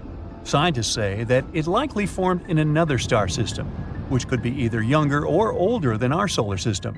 Would be weird if there was a third option, NASA. Anyway, it might have been kicked out from its home system, just like Oumuamua. Although Comet 2I Borisov is too small to hold on to its own atmosphere, it developed a coma when it approached the Sun. Now, coma is a funny name for that beautiful glowing cloud of gas and dust that surrounds the comet's nucleus. It forms when the Sun's heat causes the comet's ice to vaporize, releasing dust and gas into space. This one was friendlier than Oumuamua and gave us some more time to study it. As a result, we learned more about its cool, unique traits. For example, it had never interacted with another star. But, unfortunately, Borisov had to leave too. Now it's on a path that will take it back into interstellar space. However, there are many more visitors to come, and you might have heard of this one. The Great Comet of 1996. That's what we call the comet Hyakutake. It was also named after the astronomer who discovered it, Yuji Hyakutake. In a beautiful coincidence, it was discovered on New Year's Eve. On March 25, 1996, this thing passed by incredibly close to Earth, only about 0.1 astronomical units away, a bit farther than the Moon. It passed over the North Pole. This made it one of the closest comet encounters in 200 years. It was visible worldwide, and it looked very bright and beautiful in the sky, stretching out widely. And it didn't stay for one night only. It got more and more visible during March, becoming one of the brightest objects in the night sky by the end of the month. The comet only fully faded by the end of May. It's a long-period comet, which means it takes hundreds of years to orbit the Sun. The last time it visited was about 17,000 years ago, and now its orbital period increased to 70,000 years. But don't be upset, there are other comets that will brighten our days and nights. Besides, some space objects prefer to stay around for longer. Now, there's this asteroid with a multisyllabic name that, to pronounce, is above my pay grade. This name in Hawaiian means the mischievous one of Jupiter. Luckily, scientists had mercy on us and dubbed it BZ. Hey, speaking for all the other narrators, thank you. It's a small asteroid, only about 1.8 miles in diameter. You can guess from the name that it shares an orbit with Jupiter. But there's a cool catch. The asteroid moves in the opposite direction, which is known as a retrograde orbit. The unusual asteroid was discovered on November 2014. It orbits the Sun for about 11 years and 8 months, sometimes passing inside and outside of Jupiter's orbit. It's been this way for at least 1 million years, and it will remain so for about 1 million more. But why does it move so unusually? BZ might actually be an interstellar immigrant. Perhaps it passed by our solar system about 4.5 billion years ago, around the time when the Sun was just forming. Then it got captured by gravity, but saved its opposite orbit. Or maybe it came from the Oort cloud. Then it could get its weird orbit from the mysterious planet 9, a hypothetical planet that's believed to exist in our solar system far beyond Jupiter. In any case, this asteroid gives us more insight into the history of the solar system and how organic materials can travel to us from outer space. Now, at any given time, there are thousands of objects in our solar system that come from outer space. They stay here for different lengths of time, but sometimes we get lucky, and they end up teaching us a lot about interstellar space. You're standing next to a huge floor-to-ceiling window of the spaceship/wandering city you've been calling your home for a dozen years, along with a few hundred other people. You're watching a fascinating object nearing your spaceship, wondering if it'll bring an end to this journey and your life. It looks like an asteroid, but acts like a comet, moving as if something is pushing it. Can it be the engine created by another space civilization? Are you doomed, or are you about to have contact with a different kind of intelligence? Now, let's leave this post-apocalyptic fantasy and take a closer look at these space invaders called dark comets. The most intriguing question is obviously, what makes them move? Most likely it's some gas or material escaping from the surface of these space objects. Interestingly, until recently, no one has even been sure they existed. The first dark comet was discovered just a few years ago, and since then, researchers have identified 14 of them, including 7 new ones found just recently. The story of dark comets began in 2016, when scientists noticed something strange about an asteroid called 2003 RM. Its orbit wasn't quite what they expected. It had shifted slightly, and no one could explain that shift by typical asteroid behavior, when they received tiny pushes caused by sunlight heating an asteroid unevenly. Instead, the movement suggested that 2003 RM might have been releasing material, something comets often do. But there was a catch. The thing didn't look like a comet. There was no tail, no visible gas cloud. It was just a tiny dot of light, like a regular asteroid.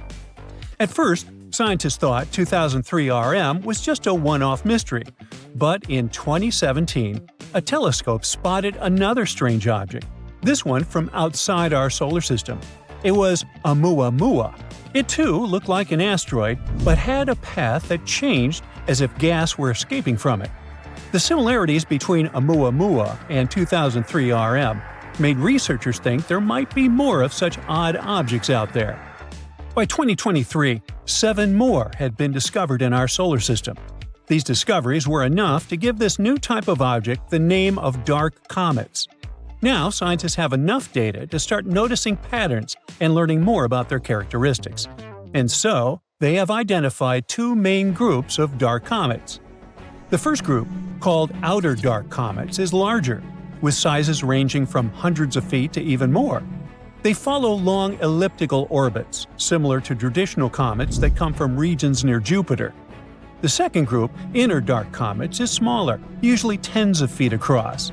These comets move in almost circular orbits and stay closer to the Sun, near planets like Earth, Venus, and Mars. The main question these days is, where do dark comets come from? Can they be the remnants of larger bodies that broke apart? These space bodies could help us understand the history of the solar system. What if they had delivered the ingredients for life to early Earth? Once we study dark comets better, we might figure out if they contain materials like ice or organic compounds. And indeed, some researchers are sure that dark comets may contain or once have contained ice and played a big role in bringing water to Earth. According to a couple of studies, some asteroids in the asteroid belt, a region between Mars and Jupiter filled with rocky debris, might have ice beneath their surfaces, and this ice from the asteroid belt could have traveled into near-Earth space. In other words, it could be a pathway for water to reach our planet. So far, no one is saying that dark comets definitely brought water to Earth, but they might be another mechanism for moving ice from one part of the solar system to another. The study also hints at a connection between dark comets and a group known as Jupiter family comets. These are comets whose orbits are strongly influenced by the gravity of Jupiter, often pulling them inward toward the Sun. This connection makes it even more difficult to understand where dark comets come from and how they behave. Now, let's take a closer look at the differences between asteroids and comets. Traditional asteroids are rocky bodies that orbit relatively close to the Sun, typically within the ice line. This region is so close to the Sun that any ice on an asteroid surface would turn directly from a solid into a gas, leaving behind only rock. Comets, in turn, are icy bodies that form farther from the Sun. When they approach the inner solar system, their ice starts turning from a solid to a gas tube, creating a visible cloud called a coma or a tail while releasing dust and gas. Dark comets blur these definitions. They appear as rocky asteroid objects without a coma or tail, but they have behavior typical of comets, and that's small non-gravitational accelerations. These accelerations occur when ice turns into gas, giving the object a slight push. After analyzing 7 known dark comets, astronomers estimated that between 0.5% and 60% of all near-Earth objects might belong to this mysterious category. And since dark comets likely come from the asteroid belt, ice is likely to exist even in the regions of the belt previously thought to be too warm. Now, near-Earth objects like dark comets don't stay in the same orbit forever. The near-Earth environment is unstable, and objects typically remain there for about 10 million years. Since the solar system is over 4.5 billion years old, this means that new near-Earth objects must constantly replace those that are lost. Now, astronomers have used computer models to simulate the movement of objects under the influence of non-gravitational accelerations. They've traced the paths of these objects over a span of 100,000 years and discovered that many ended up in the same regions where we find dark comets today. Now, do you remember that space rock 2003 RM, which was the first to be called a dark comet? Well, it provided a particularly interesting clue. Its elliptical orbit brings it close to Earth, then out near Jupiter, before returning to Earth again. This trajectory matches what scientists would expect from a Jupiter family comet, an object that was likely knocked inward from its original orbit. Most of the other dark comets studied, however, seem to have come from the inner regions of the asteroid belt, closer to Mars. Dark comets are often small and spin rapidly. Astronomers often describe them as dirty ice cubes, all because these objects are a mix of rock and ice, and when they cross the ice line, their ice begins to turn into gas. This process not only causes those small non-gravitational accelerations, but also increases their spin rate. And the faster these objects spin, the easier they can break apart into smaller fragments. The pieces that break off also have ice, and as they spin faster and faster, they break into even smaller pieces. This process continues until you're left with very small, fast-spinning objects.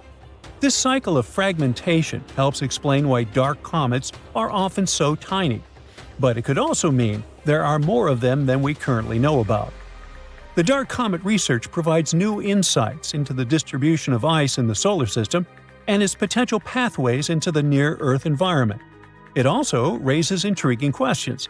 For example, how much ice remains hidden in the asteroid belt? Or could dark comets have played a role in delivering water or organic materials to Earth?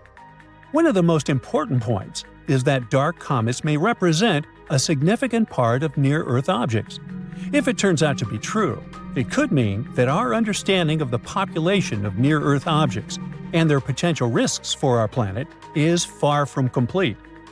The processes shaping dark comets, from sublimation to fragmentation, could be a major factor in the evolution of icy bodies throughout the solar system. Luckily, these days, scientists have an opportunity to combine advanced modeling with observations, which can eventually shed light on that very elusive class of objects that could have clues to the history of water and life on Earth. Astronomers have discovered the most massive stellar black hole ever spotted in our home Milky Way galaxy. This newly found space monster is 33 times bigger than the Sun and sits 2,000 light-years away from us. Until recently, the largest stellar black hole found residing in our galaxy has been around 20 times as big as our star in terms of mass.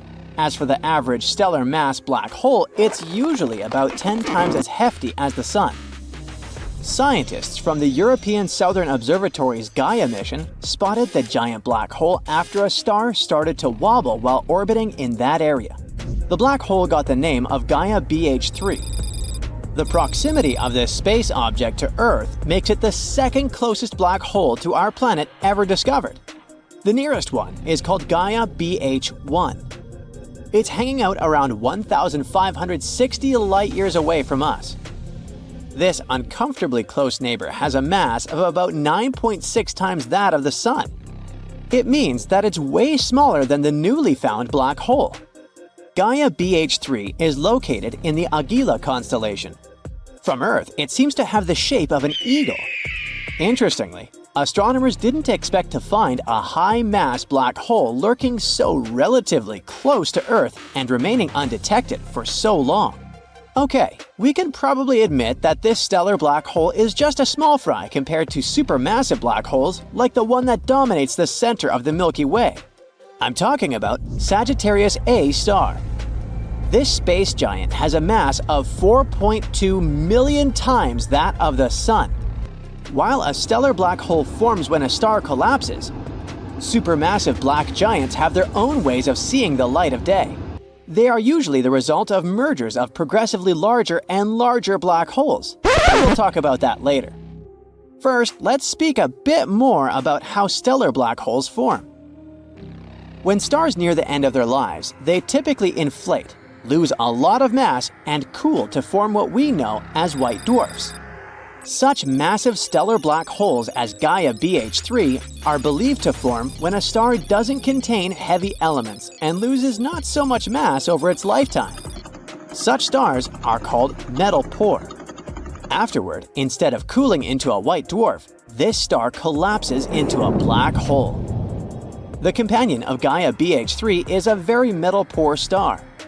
It suggests that the star that collapsed and formed BH3 was metal poor too. Astronomers know of about 50 stellar black holes in the Milky Way. Some black holes are larger than others. You see, the universe is filled with black holes. Some of them are sprinkled randomly throughout galaxies. Others, those giants we know as supermassive black holes, sit at the center of galaxies. While stellar black holes are usually just a few times bigger than the Sun, such space monsters can weigh from 1 million to 1 billion solar masses. But even though they're so much heavier than our star, they're packed into a relatively small area. On a cosmic scale, of course, the size of our solar system or so. Some astronomers think supermassive black holes could form by several stars colliding and collapsing at once, while other experts state that such space objects might have started growing several billion years ago. At first, a small seed appears somewhere out there in space. which then gradually increases in mass to form a black hole. This seed does it through the process of accretion, which basically means gathering more and more matter around itself. Besides the absence of any precise information about the formation of black holes, there's also the black hole information paradox. If a black hole has some mass, and as we know, these spaced objects have a lot of it, then, according to the first law of thermodynamics, it should have a temperature. And according to the second law of thermodynamics, it should also radiate heat. Stephen Hawking showed that black holes are supposed to emit radiation too. These days, this kind of radiation is called Hawking radiation. It should form at the boundary of a black hole, but after proving it, Hawking pointed out a paradox. If a black hole is capable of evaporating, some of the information it contains can be lost forever. The problem is that the information contained in thermal radiation emitted by a black hole gets degraded. It doesn't repeat any information about the matter swallowed by a black hole before. Such an irreversible loss of information contradicts one of the basic principles of quantum mechanics. Physical systems that change over time cannot create or destroy information. It means we must be missing something. Both physicists and mathematicians have tried to come up with different ideas, but they ended with pretty weird results. Some have even claimed that the universe could be holographic. It means that the universe that we know and love is actually the result of some mysterious interactions at the infinitely distant boundary. I told you, black holes are really strange. At the same time, we have definitely found space objects that seem to have the properties of black holes. For example, look at this image of black hole M87 star. It certainly looks like a physical object, but what if black holes don't exist at all? There's an idea that black holes are actually gravastars, a blend of gravity, vacuum, and stars. This theory was first proposed in 2001 by Emil Matola and Pavel O. Mazur. They hypothesized that at one point during the collapse of a large star, intense gravity might transform its matter into a new state. It's similar to what occurs when atoms are cooled to such low energy states that they start acting like a single superatom. When we speak of gravastars, a star might collapse to the point of the event horizon, or the point of no return, and then its matter is transformed into a new state. It exerts enough outward pressure to prevent the star from collapsing into a physics-defying singularity. In gravastars, an ultra-thin, ultra-cold, and ultra-dark indestructible shell surrounds heavily wrapped space-time. This new form of matter turns out to be very durable, but it's also a bit flexible, like a bubble. So anything that's trapped by the intense gravity of a gravastar and smashed into it gets obliterated and then assimilated into the shell of this bizarre space structure. One of the benefits of the gravastar theory is getting away with those messy paradoxes connected with information and singularities. But even though this idea sounds kinda cool, it doesn't explain the phenomena we observe. And we've definitely observed something that looks like black holes. On the other hand, look at this shadow. It isn't caused by the trapping of light in the event horizon. It's a slightly different phenomenon known as the gravitational redshift. It makes light lose energy when it moves through a region with a powerful gravitational field. So, potentially, it could be a gravastar. When the light emitted from the regions close to the alternative objects reaches our telescopes, most of its energy is already lost to the gravitational field, which causes the appearance of this shadow. And still, like with black holes, things get complicated when you add rotation to the equation. Many experts are sure that gravastars would not be able to remain stable during rotation. But wait, it gets even more bizarre. There are suggestions that the insides of gravastars could contain a series of thicker shells. Those are known as nestars, something like a Matryoshka doll. Of course, these theories aren't perfect yet. Astronomers still have a lot of work trying to build functioning models. There's also a chance that both black holes and gravastars exist. But then, we've got another problem on our hands. How can we distinguish between the two? Some theories suggest that these different kinds of space objects should also emit very different gravitational radiation. It could allow us to figure out whether we're looking at a gravastar or a traditional black hole. Tidal locking is when a moon or a planet always shows the same face to another celestial body. I know I do. The moon, for instance, always shows one side to Earth. It doesn't matter if you use binoculars or a telescope, you'll see the same craters and plains every time. This happens with many big moons in space. Take Jupiter's moon, Io, or Saturn's moon, Enceladus. Even Mercury, which rotates 3 times around its axis for every 2 leaps around the Sun, is almost tidally locked to our star. Now here on our planet, the moon's pull creates tides on Earth, making the water rise about a foot. This pull also stretches the moon, making it slightly football-shaped. Many years ago, the moon spun way faster than it does today. This made its protruding parts shift constantly, like the Earth's tides. But the moon's bulges didn't align with Earth's pull. Soon enough, the Earth's gravity pulled them in closer, slowing the moon's spin until it stopped. But if we look at the grand scheme of things, we'll see that our planet isn't tidally locked to the Sun.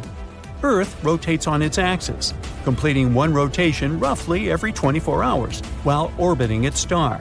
This rotation creates day and night. Lots of things prevent our planet from constantly showing the same face to the Sun. First, Earth's rotation rate isn't perfectly synchronized with its orbit around the star. The presence of the Moon also plays a crucial role. Our satellite's gravitational pull creates tides on Earth, which slightly slows down Earth's rotation over time and balances things out. There's also quite an impressive distance between the Sun and the Earth, 93 million miles. So even if the Sun's gravitational force is intense, it's far enough away to prevent tidal locking. Now, what if space travel gets advanced enough that we end up visiting such a tidally locked planet, one that is constantly trapped between 2 extremes, eternal darkness and constant sunshine? We can gather some data by figuring out what would happen if the Earth suddenly stopped spinning on its axis. Bad news is, the consequences would be devastating.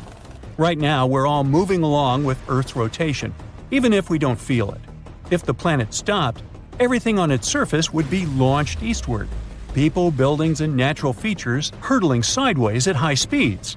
Afterward, the remaining high-speed winds, still rotating nearly as fast as the planet, would damage its surface, acting as a cosmic nail file.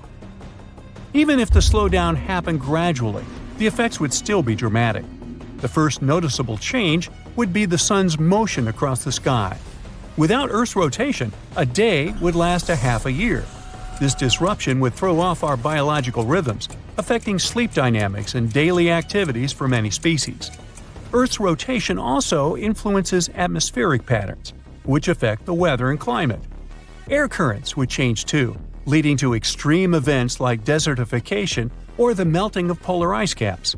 Hurricanes, reliant on Earth's rotation to form, would cease to exist. A motionless Earth would likely translate to the loss of our magnetic field, which shields us from harmful cosmic rays and solar storms. Boy, we in trouble now, huh? In the same thought experiment, let's say oceans won't freeze where it's cold or evaporate where it's hot. Because of its spin, there's a centrifugal force that has made our planet a bit wider around its middle. If we measure the Earth around the equator, it's about 13 miles wider than if we measure it from pole to pole. This widening of the solid Earth happened very slowly over billions of years. But the liquid water in the oceans would move more easily. Because of the spin, the water around the equator is about 5 miles higher than it would be on a still planet. If the Earth stopped spinning, the oceans would start moving towards the poles. At first, only some areas around the equator would become land. But eventually, a big continent would form in the middle, like a belt. You could walk around the Earth at the equator without getting wet, even though it would be really cold on one side and really hot on the other. The water that might move away from the equator would end up at the poles. There would be 2 separate oceans around each of these points, with no connection to the equatorial continent. In the north, Canada, Greenland, Asia, and Europe would all be underwater, following a line similar to the border between the US and Canada. But countries like Spain, for instance, would mostly stay above water. Despite these extremes, some say life could still exist in the twilight zone between light and dark. If we could draw it, it would be this softly illuminated region, looking like it's always on the brink of a sunset. This in-between domain could potentially offer the ideal conditions for life, with temperatures balanced between extremes. The planet would end up resembling an eye. Its sunward-facing hemisphere would look like a parched pupil, encircled by a blue-green iris, the place with lots of water and vegetation. Now, it's not all that grim. Since there's liquid water on our planet's surface, sunlight could turn it into clouds that could help us control the temperature should it stop spinning. Also, the way heat moves around in the air could make the climate nicer overall. Winds could carry warmth from the sunny side to the dark side, similar to how ocean currents warm up Europe and cool down Africa. Plus, the way gases move in the air might stop a planet from getting stuck facing one way all the time. Venus, for instance, should be locked in place facing the sun, but its atmosphere helps keep it turning. Our planet might end up pulling a similar trick.